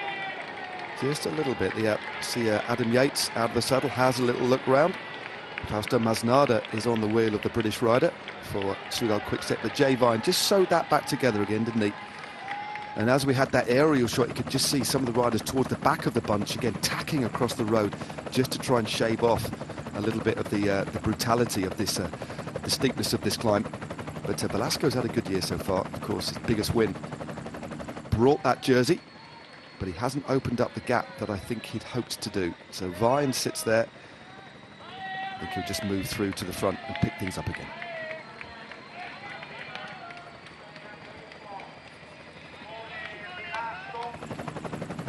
If you're watching on the telly, you've just missed an attack from the Italian champion Simone Velasco. Harper, who had dropped Paschal, had managed to get the gap out to 35 seconds. Now, the attack from Velasco's been brought back, but it's done for Rafał Majka for the minute. And Jay Vine is the man, the Australian, who reacted well. It's his compatriot who's up the road, and J.K. Lula having the best tactical card to play at the moment. But there's still a long way to go as Fausto Masnada now puts in his dig. It's an Italian who's on the march, who's on the move, and after a man who suffered through injury and illness in the last 18 months or so. Remember, this was a guy who was fighting it out for a victory at the Giro di Lombardia a couple of years ago. Great to see him back, great to see him active, and Soudal Quickstep now lay one of their cards on the table. Yeah, good move there by Masnada. Opened up the gap straight away. As Harper rolls through, and rolling that big gear, nice and smooth. Takes a bottle this time through. It's a hot, hot day here. 27 degrees, so it looks like the sun has ever so slightly gone in. No shadows on the road, but 3 laps to go now, Rob. Thirsty work as he takes the beat up. Masnada, in need of refreshment himself. It's a warm day today. Strange old summer. Hottest on record, they say. It's extending into the beginning of the autumn in Northern Europe and in Southern Europe. Here at the centre of all that, just as we start to get down of what is classed as the south, it is in the mid to high 20s today. 19 seconds then. If Masnada can get to Harper, which isn't an easy task in itself, gives them a bit of renewed impetus for this second part of the climb, Matt. Definitely. This little bit here, and when the road just starts to kick up, that's the bit where I think Masnada will start to take a bit of time out of Harper. If they would just join up in front, we've got that would be a pretty interesting situation. I don't think UAE Team Emirates in particular, they're the team that has taken up the reins, they're the team that were riding earlier on, they're the team that have set the pace up the climb on these first 2 occasions. I don't think they'll be overly worried just yet, but what you can get in situations like this, Rob, is just once 1 or 2 riders start to get across the gap, more and more teams get represented, and that's when you've got to start thinking. But I don't think there'll be anybody panicking at all. But when you look at the lineup of Soudal Quickstep here, we know that Alaphilippe isn't in the form that he would like himself to be in. And they're certainly just a team that's taking their chances here. Masnada's feeling good. His form has been on the ascendancy. Had a solid performance in Luxembourg, top 10 on the opening stage there. He's clearly feeling good. And if you look back over the years, a lot of his best results have been at the back end of the year as well. And he'll be one of many riders in that team who's wondering about what is going to happen next year. But again, they'll try and put that behind them, put that to the back of their mind and focus on the racing at hand, focus on the job. Masnada closing the gap, 2 seconds now. This is the bit you'd imagine here, Rob, where he might actually try and eat into the lead a little bit. and he certainly looks to be moving a little bit more rapidly. 18 seconds still to make up. He has just over 10 on the peloton. It's still a good half a minute for Harper. He's putting in an exceptional performance here. Yep. Masnada, by the way, in this Soudal Quick-Step team today with Julien Alaphilippe and Ilan Wilder, who you imagine are the leaders, but yes, don't forget Mauro Schmid, or we should maybe call him Las Vegas Mauro Schmid now. Not sure if he'll be gambling on anything at the end of the day, but there's Van Sevenant, Knox, as we've seen already. He was doing quite a bit of work, wasn't he, to position Soudal Quick-Step into the foot of the climb the first time. Masnada here, and Bajoli, who's one of the riders who's already confirmed to be leaving the team, whatever happens, whether there's a merger or not in the end. He'll be heading to Lidl Trek. A look behind from Masnada, which isn't always a good sign. The gaps at the minute, at least on the top of our screen, are not changing that. No. That little acceleration that took him away from the bunch and into the void between the leader brought him 5 or 6 seconds, but it's stabilised now. As Harper again out of the saddle. Turning a big gear, just getting that momentum. It's over the final part of that climb, the second step as it is. Still half a minute on the bunch behind, so he's riding exceptionally well. But I don't think now he's got to the top of the second part of the climb that he's going to be caught by Masnada before the climb itself, because we've got that fast descent to come now. He's nearly there again. Time to drop down once more. All alone this time. Yeah, here's that steep step.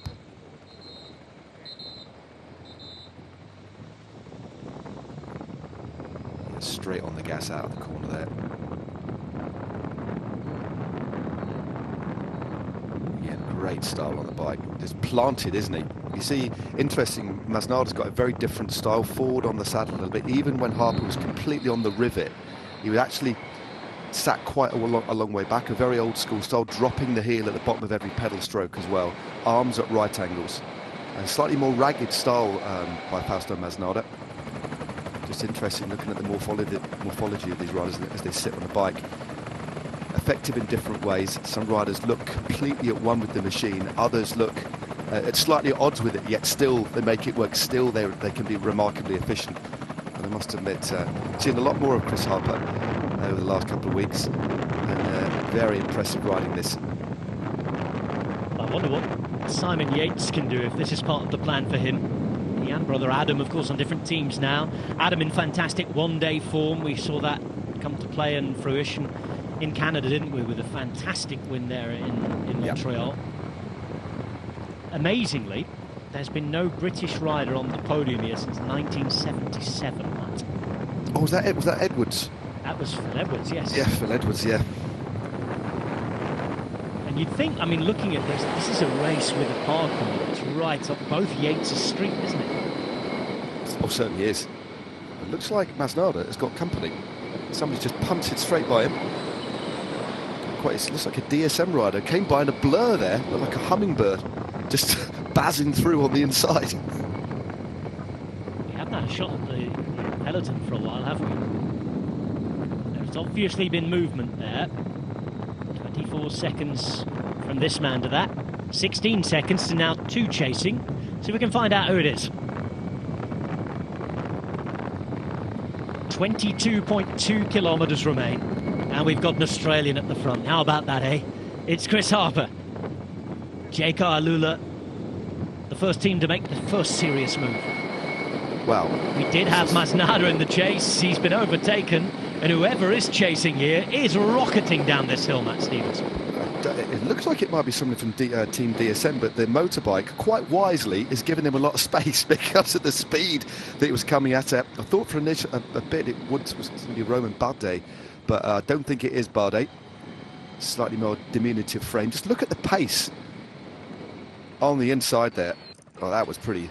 Oh, that's Demon descending as if he was on rails. Or is it a rider? I tell you what, it looks like it might be Bora Hansgrohe. Yeah. It looks and like I can tell you who it is. It's Giovanni Aleotti. Yeah, Aleotti, yeah. That is some demon descent. He's been warned here around this corner. Yeah, he's completely distanced Masnada, isn't he? He's just gone straight by him. in the shadows there, very difficult to pick out the jersey colour. But Aliotti now trying to bridge across. Giovanni Aliotti, Italian rider from Bora-Hansgrohe. He's the only Italian they've lined up today amongst a really strong squad. We've talked about Vlasov and Higuita, but Ken is here. Palzer is here, as well as Konrad and Buchmann. It is one of the strongest squads on paper in the lineup, and of course, if you've been following the rumours earlier on today, it's the latest possible destination for a certain Primož Roglic. So that's going to influence things today. But the lineup they have today is fantastically strong. It certainly is. It's a good option. Aliotti, an exceptionally gifted climber, and I don't think I've ever seen him descend quite as well. That was impressive stuff. Nearly span old Fausto Masnada around in a circle. But still, UAE members haven't responded to any of those moves. I would imagine Aliotti just went across on that second part of the climb because the bunch was together over the top as we hit the climb for the third time now. And here it is. There's that little step up, bang, and they're straight on to the climb. And that popular aesthetic climbing style you can see in the drops. Still struggling to see Aliotti come into picture, so it's a nice handsome lead for the moment. Now Aliotti hits the climb, and we're waiting for Masnada. There we go again. Boom. It's a proper wall, isn't it? I'm glad we had the ability this time to linger before we lost the camera shot, but that does give you a real impression on the severity of this climb. Now Aliotti bursts into the picture, doesn't he? So does the peloton, though, and it's much smaller this time around, Matt. Yeah, it certainly has shrunk a fair bit. It's probably a good 50 or 60 riders in there, though, but yet significantly smaller than it was the previous time up. You can just see by the angle of the building there, that walkway with its 15 chapels. This gives you an indication of how steep this climb is. He's holding steady at 16 seconds. Again, it's a really unorthodox, it's a very unorthodox style climbing on the drops like that, but it can be quite effective. Clearly, it's the favoured style of Harper, but it's a style that you do not see very often at all. And then it can now see him up the road again for the first time in a while, it has to be said. It's 25 seconds here. And you can see there's a couple of carrots to catch before you get to Chris Harper, isn't there? This is the first of those. Aliotti behind is Masnada, who's slipping and sliding his way back to the peloton, who are now given at 22 seconds. Yeah, the gap, of course, is foreshortened, isn't it, by the gradient here, but Aliotti doing a good job, but he's taken a few seconds, but still 15 seconds to Harper, who's ridden very smoothly and consistently, pacing himself very well on the climb, not pushing himself too far into the red. Because this climb is so severe, it's very easy, Rob, to just go. Quite often, without even knowing it, on a climb like this, you can push yourself into the red, and the next thing you know, you're an oxygen jet, and you've got to back off again. So when you really are fighting against this sort of gradient, it's so important you just undercook it if you can. And that's why it's so easy to get drops. On this midsection here that we can see the peloton, there's a little bit of benefit of drafting as the road flattens, but on those steep gradients, you're effectively on your own. And it's that measuring, feathering the gas, making sure you don't put it into the red, especially given the second part of this climb, through that little chicane and through that steep section that takes us into the last few hundred metres. If you overcook it there, there's nowhere to recover at all.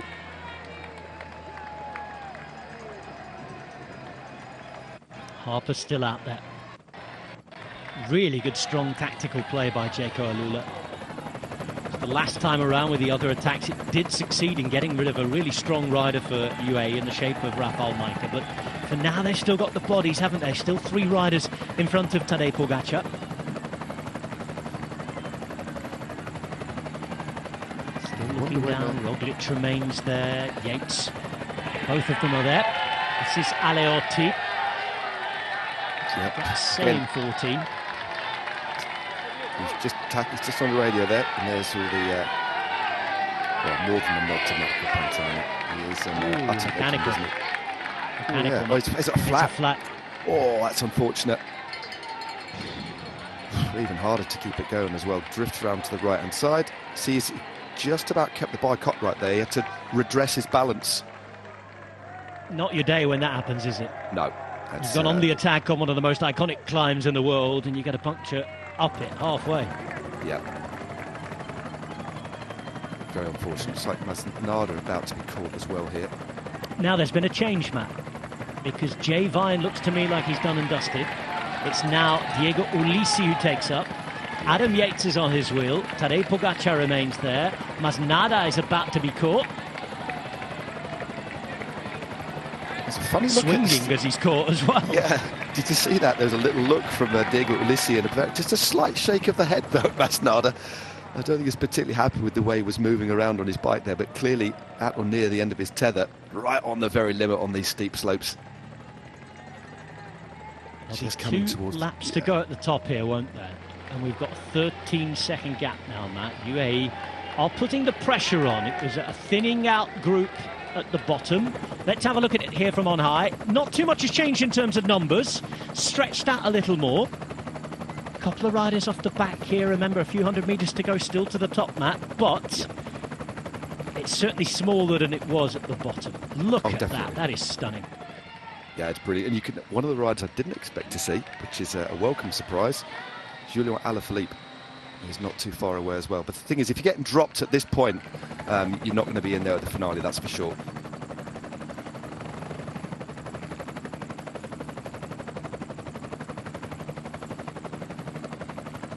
San Luca. It's Sanctuary. Beautiful. That's just such a lovely, lovely shot, that, wasn't it? With the Basilica just at the top there. The Portico running on the left-hand side. Absolutely gorgeous. As riders continue just to drop off this group. It should be set in stone, shouldn't it? It should be something that never changes, this finale. I want to say the same about Milano-Torino as well, with the old finish up at Superga. I know it's become a sprinter's race, hasn't it? But yeah, that's a shame, isn't it? That's something that shouldn't change for me, just for the views. I agree.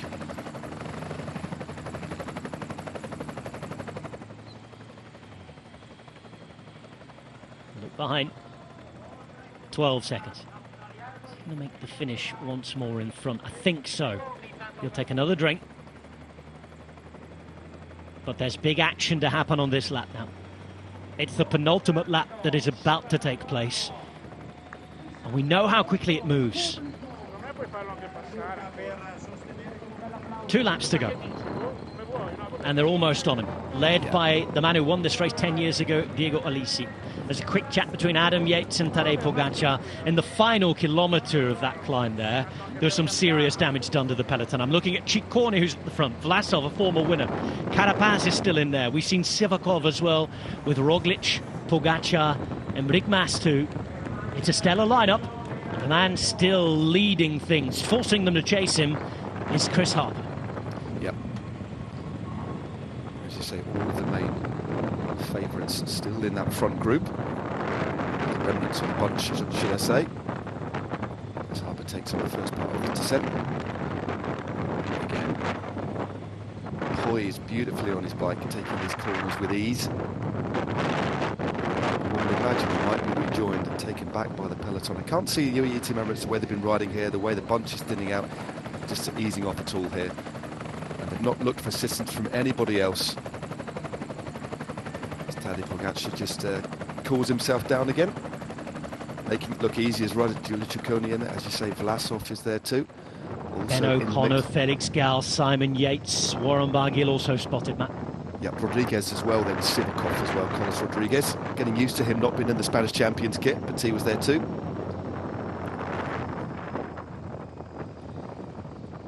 Chris Harper's added a pattern, added a shape to this race. He's been the man who made the first serious move and made it stick. He's been out here for the majority of the laps we've had. We are now 1 and a bit laps to go. Interesting to see how UAE now use their power, use their firepower, because they're down to just 2 riders plus Pogacar, and in Adam Yates they've also got a potential winner as well. How do they play it? Do they continue to chase moves, or do they wait and hold back their fire once Diego Ulissi runs out of power? Because surely somebody now is going to make a move when they can.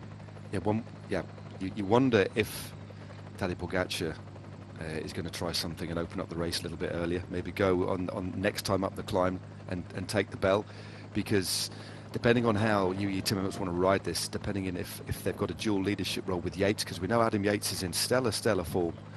We know Pogacar's in great form. When isn't Pogacar in form? Let's be honest. There's shades of form, but generally it's world-beating every time he throws his leg over a bike. Let's be honest with you. But as you say, we're still 16 k's to go, 2 more ascents, and with only one lieutenant left, really, it is going to be quite interesting. Other teams just stacking up behind, but they're still doing the damage, still doing Ulissi on the front here. But the way they're riding it would suggest to me that they might want to open up this race a little bit early and maybe go on the offensive next time up. We shall see. Ulissi putting in a big turn behind. 11 seconds now, it starts to go down again. Second part of the climb before the descent into the penultimate climb up San Luca. Lots of elevation packed deep into this race. You can tell that last little drag started to hurt, didn't it? He still kept that form. There's no real, clearly Harper here is starting to suffer, there's no doubt about it. But I tell you what, difficult to tell, isn't it? His facial expression hasn't really shifted at all. Maybe a slight little wince, but his body and his shape on the bike looks immaculate, even though he clearly is suffering here. But he would have liked getting over the top of that one, just to rest a little bit, just relax on the bike as we come into this hard left-hander. That's a little step down here. Thankfully, nicely surfaced, no problems at all for Harper. Back on the gas, but it won't be too long before we see the bunch rounding that corner. It's lovely afternoon sunshine. 15 kilometres to the finish line. They'll go through it and take the bell in another 6 k's time. Just 7 seconds now for Chris Harper. And the Giro dell'Emilia coming to the boil. This is all that's left in the potential winners group. They're led by UAE Emirates, former winner in Diego Ulissi, Adam Yates, and last year's second place finisher Tadej Pogacar. And was just allowed to gain another second or two. If they are going to Ulissi here, again, they're not really chasing Harper at this point. And it seems like a strange thing to say, but this isn't a pursuit at the moment. This is UAE riding at the pace that they want to ride at. Since we've come on air, Rob, I think it's fair to say, save for a little bit of positioning play into some key strategic points in the race, the only team that's ridden in the wind on the front are UAE Team Emirates. They are stamping their authority on this race. Well, they have stamped their authority on this race for the last couple of hours, and they're continuing to do that. So Ulissi at this particular point often getting himself a little bit of rest. They don't need to press too hard on the descent. However quick you ride a descent like this, save for opening up a few gaps, there's no real benefit of pressing on the descent because it's easy in the wheels. Where you want to give it a squeeze is where it matters, and that's on the flat bit, and then that's the climb itself. So Ulissi, he'll be riding well within himself to stay as long as he can, as deep into this race as he can. I don't think it's fair to say that they've got dwindling resource, but they have a particularly finite amount of resource left. So Ulissi just needs to pace himself here. We know the man out in front is a strong rider, but he's not going to pose a threat to the ultimate outcome of this race at the moment.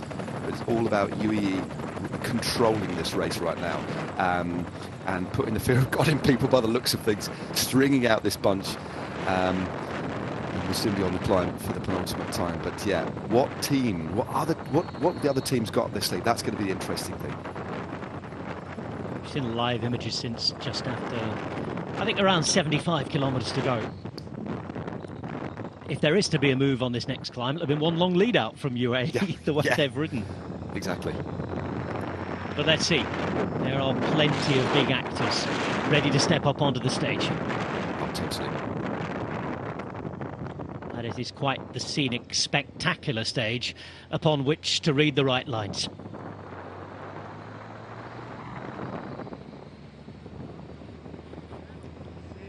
One and a bit laps to go then. And it all equals 2 climbs up to San Luca.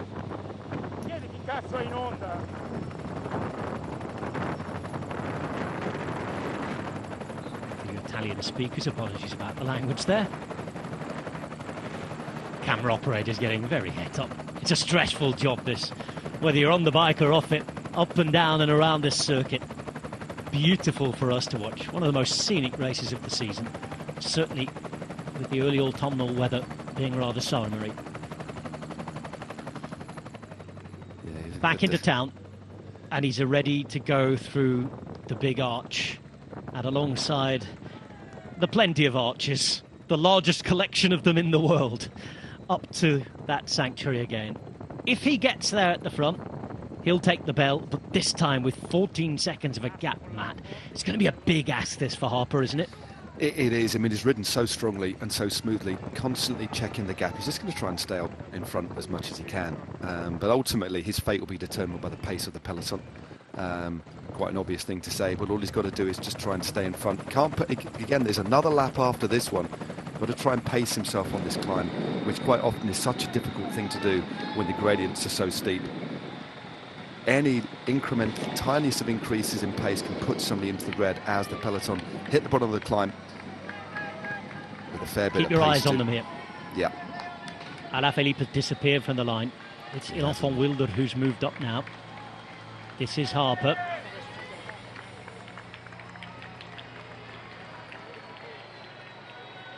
And it's Ulissi leading the chase in front of Adam Yates.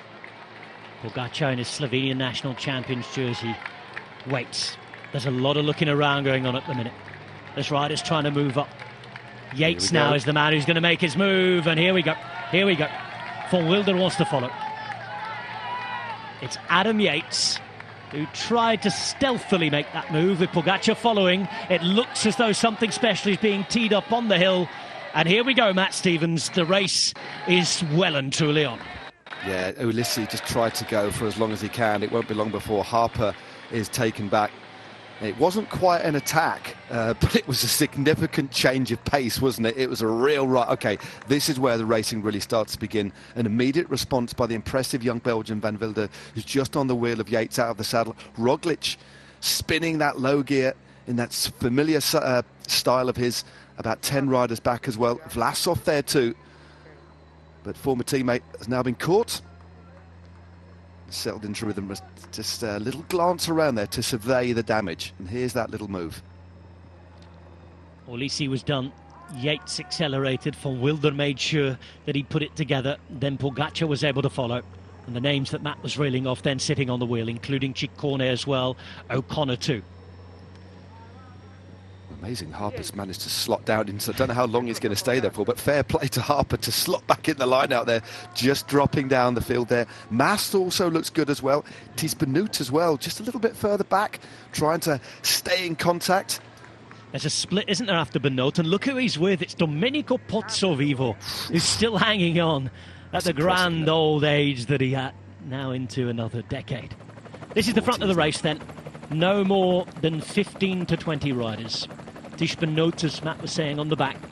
Zana is still in there alongside Simon Yates. Ben O'Connor sits in fourth wheel, and it's Adam Yates now ahead of Ilan van Wilder. And the plan is all then for Pogačar now. Yep, counted 16 riders in this group, Benoot being the last one. 16 riders left as Yates continues to squeeze on this steep part. This is where a rider of the calibre of Yates really needs to try and lean on this as the gap starts to open. Carapaz also looking good there. Mass. That was O'Connor in a bit of trouble.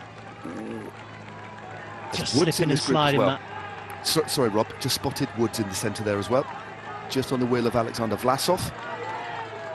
It's this acceleration that's also putting Pozzovivo in a little bit of trouble too out the back. You can see his style left to right. Barguil starts to struggle. That is Van Wilder who's gone backwards. O'Connor now loses contract. Left-hand side in the green.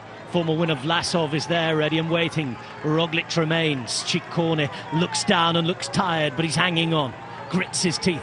Woods, that man you mentioned, still there for Israel Premier Tech, and Simon Yates in the blue and white too. But it's his brother who's putting down the power, who is inflicting the pain. And there are 10 kilometres to go as Benoot hangs on for dear life at the back here. I don't think anybody looks particularly comfortable here. Everybody's suffering. trying to hold on to the wheels as they winch themselves towards the top of this climb.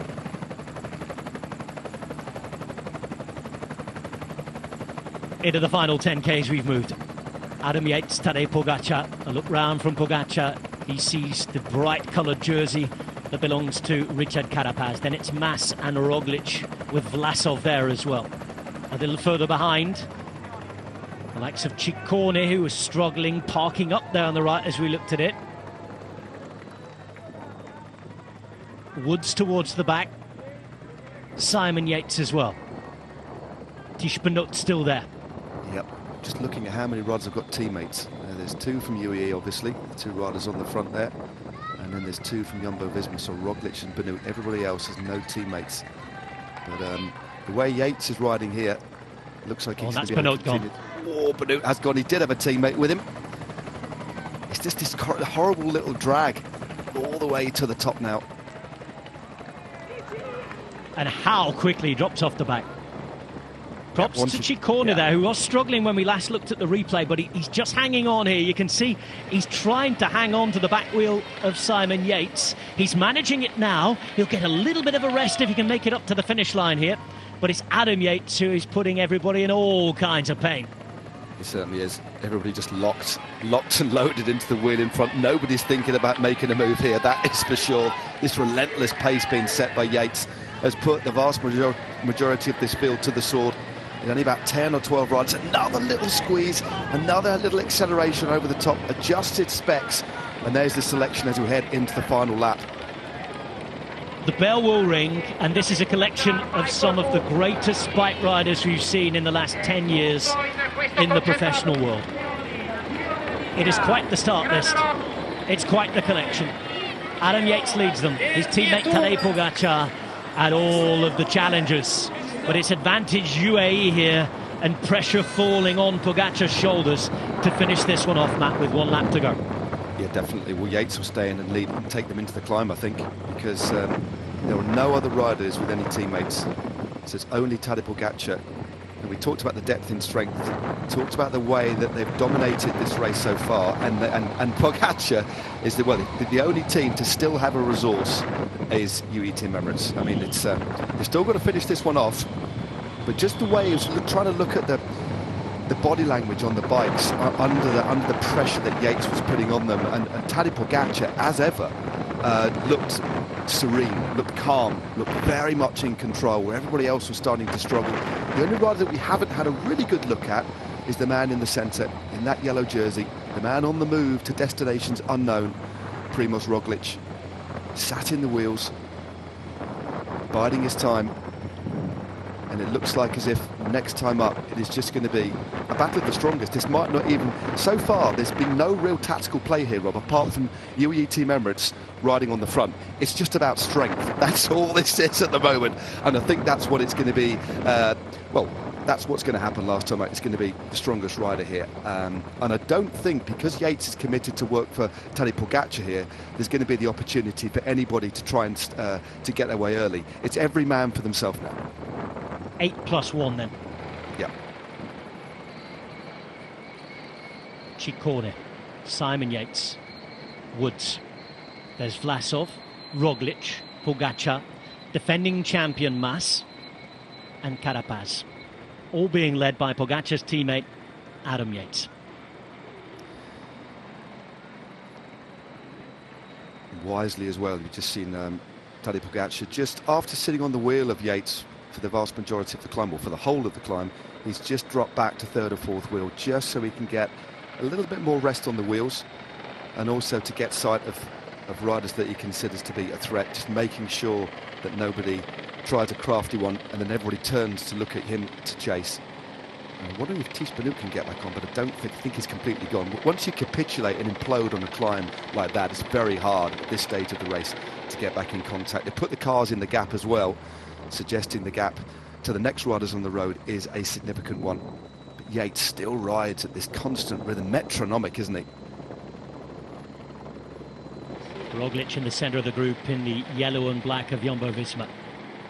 The jersey's only likely to be wearing for the next week. If you're joining us late today, Primož Roglic told our colleague on the ground, Antoine Plouvin, that he is definitely leaving Jumbo-Visma. He'll announce his destination in around a week's time. So one final attack from the killer bee. Let's see.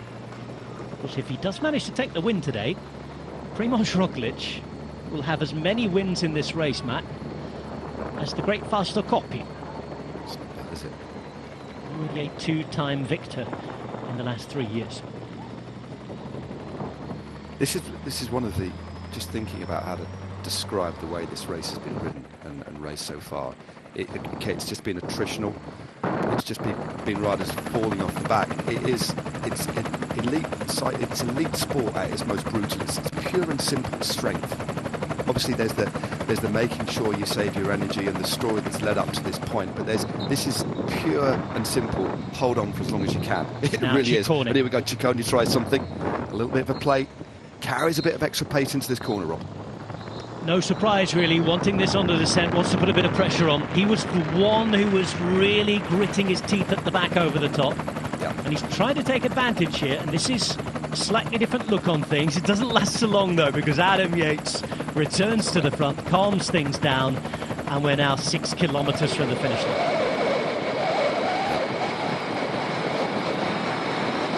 A little bit of a gap off the back. Simon Yates has lost the wheel. Michael Woods as well. Let's see if this develops into something on the way down. The restoring order for Tadej Pogačar at the front of the group, however. Just for a little bit of housekeeping before we start the final climb again, Matt. The rest of them are out of it now. 35 seconds to the next group. Yeah. So just a list of the players.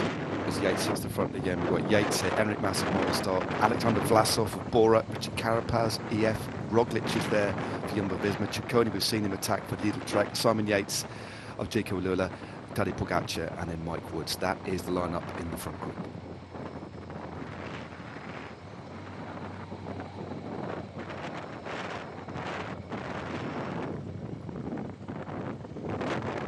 Nine of the strongest riders in the world descending for the final time at the end of this Giro dell'Emilia.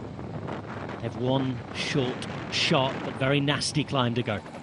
It'll be their 5th and final ascent up to San Luca.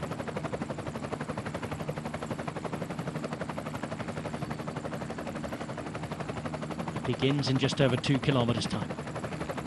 Adam Yates, teammate of Tadej Pogačar, yet to win this race, by the way. Not among one of his 63 professional victories. He was second last year to Enric Mas, who's the defending champion. Amazing former winners in this group as well. You know, Vlasov is there, two-time winner Roglic as well as Mas.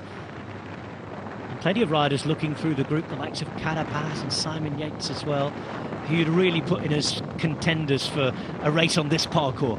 Oh, definitely.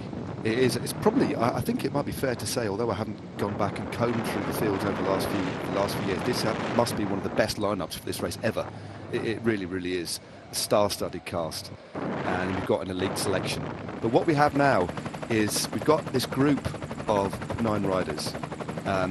8 of them are thinking about winning it, getting a spot on the podium, and one of them, Adam Yates, has got a completely different psychological view on the way the rest of the race is going. So his race now is simple, and that's to make it as hard as possible for as long as he can and thin out this group. So his finish line might actually be up to unless somebody goes early and tries to put Tadej Pogačar on the back foot a little bit. Yates now is just thinking about making this race as hard as he can for Pogačar to go over the top. So he's not thinking about the win now, save for the win for his teammate. Conversation on the radio between the 2 riders you just mentioned, Adam Yates and Tadej Pogačar, shoring up the final plan. And here is Yates at the front with 3 kilometres to go to execute it. They're less than a kilometre now from entering the climb for the final time. They'll go through the arch. And Pogačar moves up. Once they're through the arch, it's the arches that will lead them to the top. So Yates there's just knocked it off a little bit here. He's just making sure he composes himself, takes a big breath, using this little bit here just to recuperate a little bit. He won't even go fully flat stick to the bottom of the climb. It's when he hits the climb he'll start to winch into it, feel the bite of the climb. A climb like this, the way to ride a climb like this, the final stages, is for the climb to come to you, find that biting point and just hold it there, then start to squeeze and just see this group start to thin out. The famous archers up ahead. Under it and onto the final battleground at this 106th edition of the Giro dell'Emilia. The field of player waits. The actors are coming through the tunnel. It's time to go, and they're led by Adam Yates. A vicious rise in the gradient. They're uphill, and it's now best man wins. So 2 kilometres to go. Let the games begin, Matt Stevens. Yep, this is all about legs now. And also, who's got the stomach to suffer, to turn yourself inside out as well? Looking at Simon Yates closely for the first time, he's been down at some point today. He has a big mark on his right shoulder. Doesn't look to be affecting him for the minute, as we can see Vlasov moving to the left-hand side. Simon Yates on the right, also missing a number on the left-hand side there. Yeah, it looks like he has been down, like you said. I didn't notice that before, Rob. But Vlasov trying a little It's move Vlasov on the who makes the left-hand first side, move, and this could be interesting tactically because Adam Yates might have to use the final bit of power that's in his legs to make sure he closes it. He does it with relative ease, in fact. Roglic is moving on one side as well, and Pogačar continues to sit smack bang in the middle of the group. Vlasov has got a pretty decent kick. A lot of these riders have, but I think right now this is just a battle of survival. I think you could say, well, which rider would want to go long here? What rider would rather leave it to the last few hundred metres? So riders will approach this climb with different ideas, but right now they can't really even think about that. It's like, right, we've just got to hold on for as long as we can and just see how far I can go into this climb before thinking about it. But this is, right now, it's pure cycling Darwinism. It really is. It's survival of the fittest. And the man that's digging a big hole for everybody right now is Adam Yates. As you say, calmly, almost with a certain insolence, moved on to the wheel, didn't he, of Vlasov, where snuffing out that attempt at splitting things up with relative ease. Pogačar moves up now onto the wheel of Yates. Hasn't been there throughout the first half of this climb as Yates looked behind, surveys the damage. We're inside 1.4 kilometres now to the finish. Carapaz moves further up in the group too. As Roglic is still there, he's just hidden behind the wheel of Enric Mas, defending champion. The only little bit of a rest you get on this climb is right here, right now. And the kilometre to go arch is up ahead.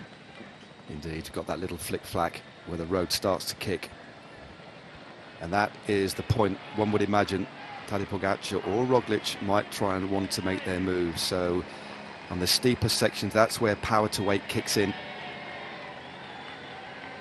And here we go, under the archway. Out the pedals. And it's an armchair ride for everybody to hang on at them. It doesn't mean it's easy. The pace is pretty horrific right now. It's brother Simon hanging on at the back. A reminder, he's been down at some point today. Now we get movement. It's Michael Woods on the left as we look at it now. Pogačar too. Adam Yates is done. Ciccone starts to struggle. Who can hang on? Who can go? It's Pogačar powering up this into the final kilometre now. Carapaz is there. Roglic remains. Woods drifts, but he's still in the game. Ciccone is out of it, however, and Simon Yates is hanging on for dear life. He's out the split. We're down to 5. It's Pogačar, Carapaz, with Roglic trying to move up. Woods is now starting to struggle as well. And that is that for Simon Yates, it seems. 900 metres to go, and look at Pogačar power away. It's Pogačar, Carapaz, Roglic, and Mas is the next man who's just struggling. Daylight opens up. It's 3+1, Matt, and 700 metres now to the finish line.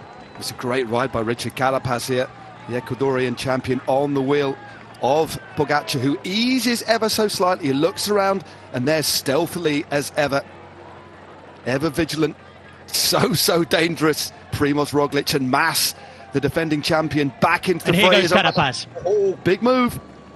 Carapaz goes just as it became 4 again. Vlasov was desperately trying to get in contact. Didn't make it because that was the move. It's chased down. It's calm again. 600 metres now to the line. And here comes Vlasov. Likely to just try and take his chance. Oh, and he's off to one side and almost off the bike there with Enric Mas. Yeah. Now, through the arch once more. And it's Carapaz who tries to steal a march.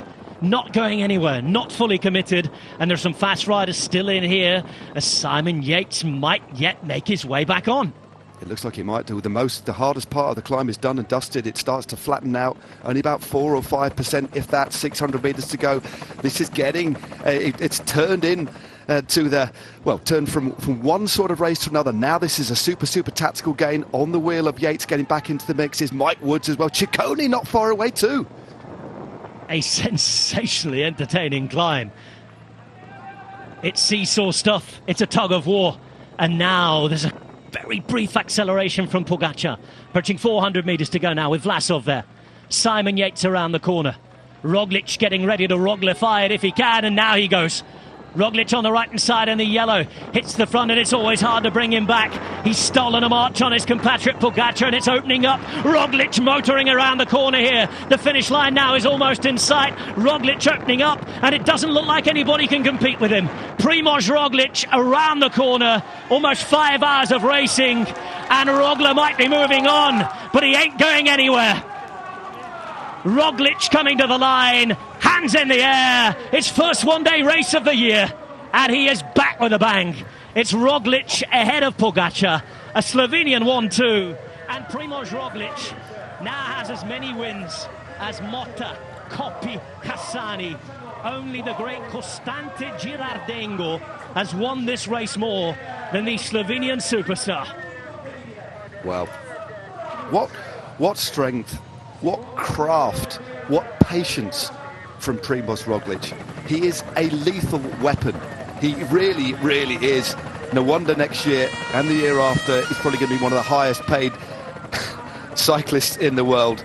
That was absolute perfection. Never showed his hand. The first time that he hit the front of this race was the winning move. He does it time and time again. And when he went, it was so devastatingly effective, so violent, and quite beautiful as well at the same time. Look at this turn of speed. It is Roglic who gets to the front, and at this point, you don't feel he's coming back at any point. No. Just snap So the it's elastic, Roglic, it's Pogačar, and it's Simon Yates after crashing early on and being dropped. One of the performances of the day, and the first British rider on the podium since 1977. Yeah, that's a very good ride by Yates there. As you say, was dropped on the climb, got his way back on again there. A wag of the finger there from Roglic. What can you say about this man? What a season he's had. And he wins yet again. Wonderful. A Slovenian 1-2. Pogačar in second place for the second year running. And I'll repeat what I said a moment ago. Roglic might be moving on, but he is not going anywhere. He turns up, he wins, whether it be in stage racing. Only beaten by his teammates this year as far as that's concerned, and we all know what happened there. And it's his first one-day race of the season. Played one, won one. Yeah. It was. Yeah, we're going to see it from the air now. We're going to see when he made his move. That's when the group just came back together, and there it is. There's that acceleration on the left-hand side. Yates tries to go with it first. Oh, sorry, Pogačar's just slightly hidden by the tree there, but there's nothing he could do. And for the last 200 or 300 metres, the fastest man in that group, and increasing the gap with every single violent pedal stroke, Primož Roglic. Really was quite devastating, wasn't it? And we know how explosive Tadej Pogačar can be, but he had no answer for that. A little glance round, yet another win. He made it look so easy.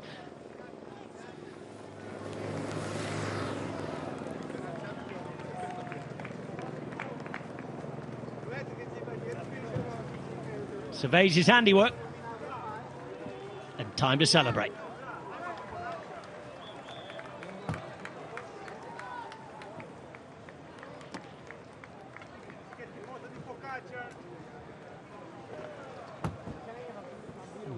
Bravo indeed.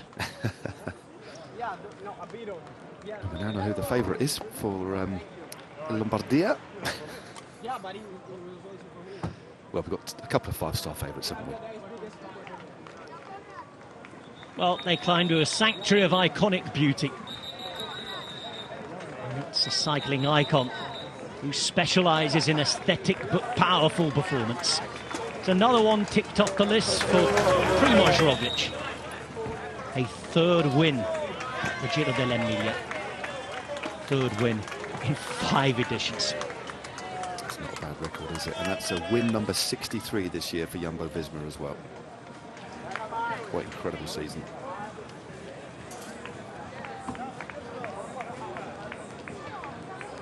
So off to the podium. The day started with Roglic news. It ends with a Roglic win.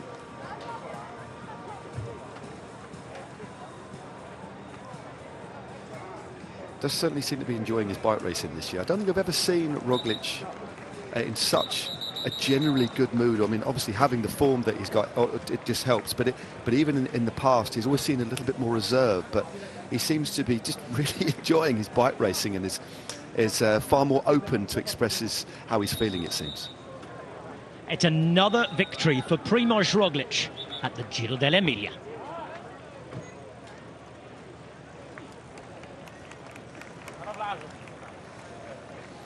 Oh, what a sight, what a scene. Thousands of people who lined the road. Saw a really special battle there. Yes, there wasn't too much in terms of attacks and early moves, but that didn't matter. Quite the collection of superstar riders together at the end there. And yes, we often get big pack start lists. We don't often get the collection of big names like that, Matt, outside of Grand Tour racing in the mountains, finishing races like that. Oh, definitely. I mean, for this race, as you said, look back through the winners and the riders that have been on the podium. It is a who's who, the history of cycling. But as you say, this particular edition, that was a proper Stardust quality. And as you say, a proper royal podium. And I'm just counting through. That's 16 wins for Primož Roglic this year now. 16 wins. Congratulations, it's your third victory here. And how do you feel about winning again? Yeah, beautiful. I mean, yeah, it's just iconic all the race. Yeah, San Luca climb. I like it, I love it, and yeah, it's always just great to finish it off. And yes, like I said, I also like Mortadella. And would you like to dedicate this victory to someone in particular? Oh yeah, my family. I mean, they just always support me in, of course, in a good times, especially hard times. And yeah, today they are not here, but anyway, supporting for me.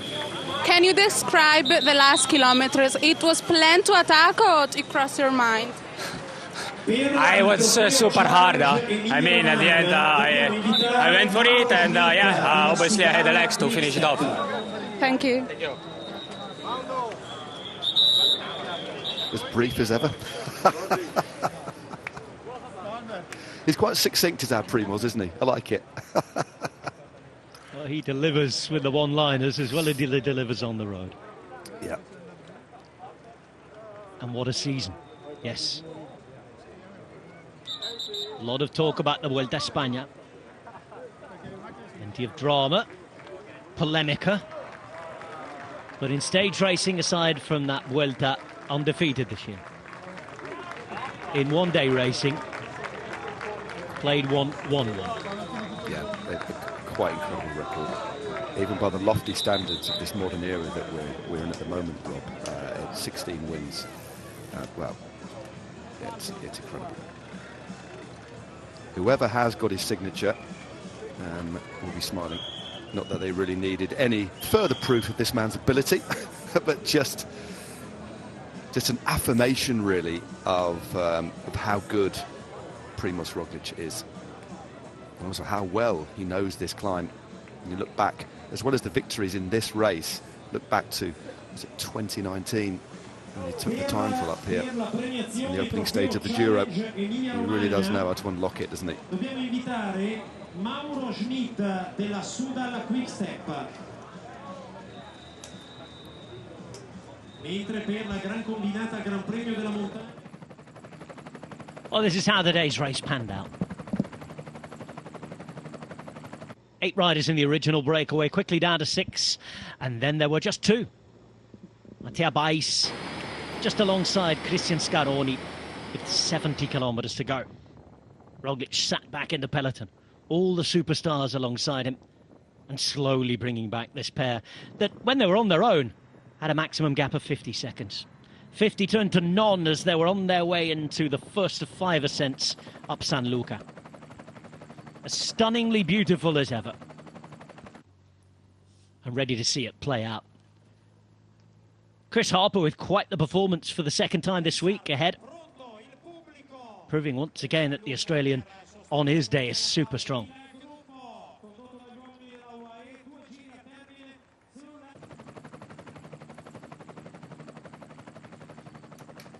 UAE Emirates continue to make it hard behind. Adam Yates taking over from Diego Lisi.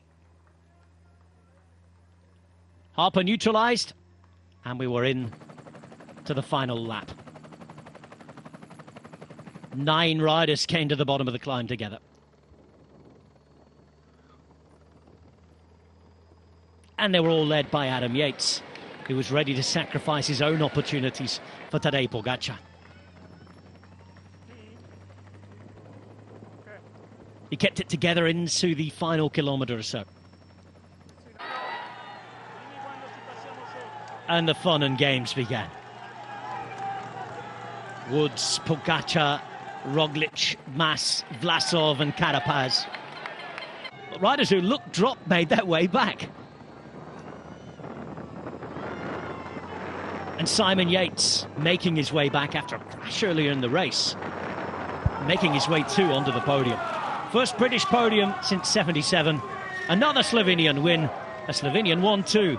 And a 3rd victory at this race for Primož Roglic in 5 years.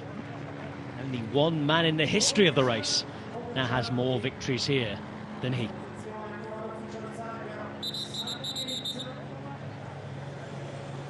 Up there with Coppi. Always special. Enjoyed that one, didn't he?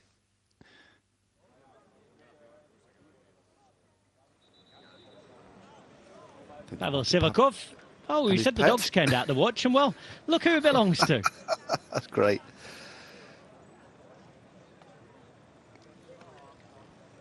VIP guest. Pavel Sivakov not quite in it. Ineos missing out on the final moves on that final lap today. Yeah, it was there or thereabouts, wasn't it? Well, it was there or thereabouts, but then didn't quite make that final selection. Rodriguez not there either. But no, really emphatic victory there for Roglic. It's just the consistency. It's not just the win rate. It's right from the start of the year as well, Rob. It's, you know, he's just consistently peaking, isn't he? You know, there are these spells at altitude, of course, just before leading into the Giro d'Italia this year for Primož Roglic. But every race he's come to, he's won. It is an incredible record. Save, of course, for the Vuelta, where still took 2 stages there, didn't he? But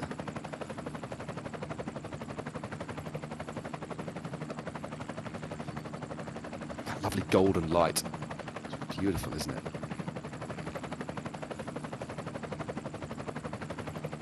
Yeah, favourite time of year for these shots, and it's almost as if it's the best time to be racing in Italy with all the colours of fantastic buildings.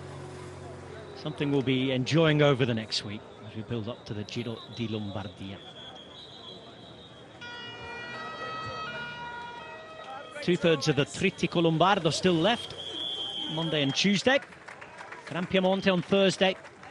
And of course the big one, racing from Como to Bergamo next Saturday. Imagine that a good chunk of this lot will be involved in it. You'd have thought so.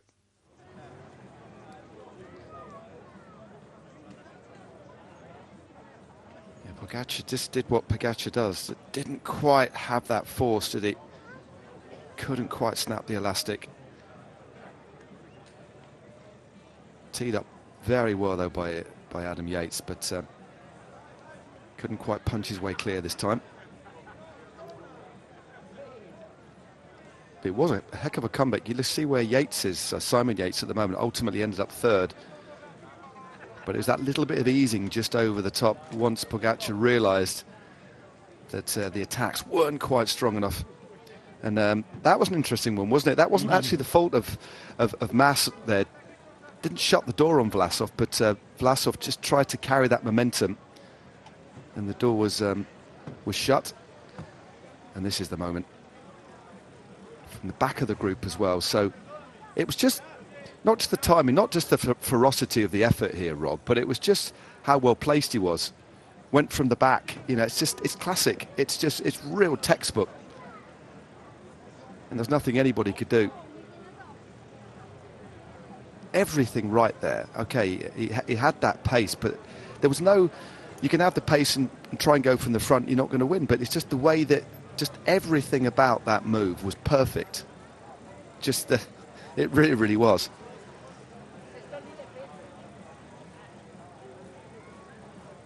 Oh, when he gets into those positions, he's a killer, isn't he, Roglic? Oh, it really is. I mean, a small group finish on the top of a hill. Again, we'll have to look back. I'm sure somebody at GCN would find a stat. But from a small group, Roglic, not quite unbeatable, but his win rate is just off the charts. It really is. He'd be odds on every time, wouldn't he? Well, our mate and colleague Daniel Friebe coined the term, didn't he, a while back? Roglification. Indeed. Rogcinerator, I think, has been used a couple of times as well. We're running out of superlatives, aren't we, for the way that he just takes apart the final of a race. But no, entertaining. A great race, entertaining race. UAE Team Emirates in control until the last 300 metres.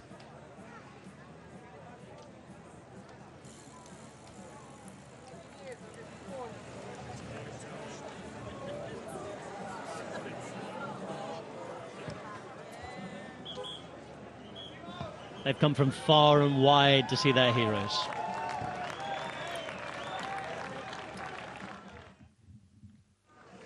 And we're hoping to see the heroes on the podium as well.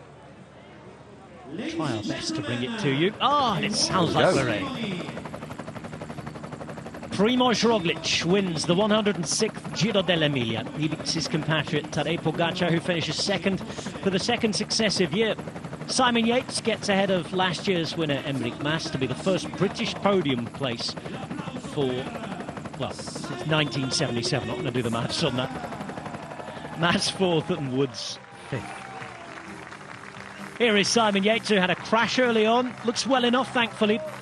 He was certainly well enough to race a great race to the top there. And Jayco Alula have to be congratulated. They put in an aggressive performance today, attacking with Harper, resisting well with Yates, and finishing in third. Oh, this is one of the few events resisting Tadej Pogačar for the moment. He's turned up a couple of times and finished second a couple of times. Of course, the one he wants to make a hat-trick in is a week from now. He's going well. And talking of hat-tricks, it's the third win for Primož Roglic.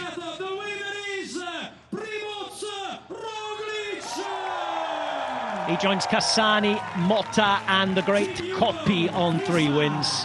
Only Costante Girardengo has more victories in the Giro dell'Emilia.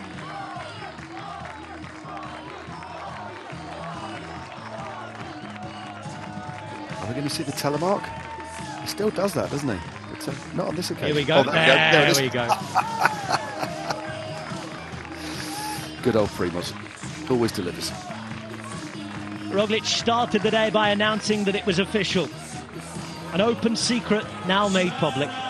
He will leave Jumbo-Visma at the end of the season. We'll find out in the next week where he's headed. Rumours about, but the certainty today is that he remains a real force. Roglic, Pogačar, Yates. Quite the podium, quite the race. Well, from Matt Stevens and me, Rob Hatch, thanks for joining us today. Plenty more to come on the home of cycling on Eurosport, Discovery Plus and GCN Plus. We'll leave Primož to take home his mortadella We'll be back in a couple of days' time. From us, grazie. Ciao.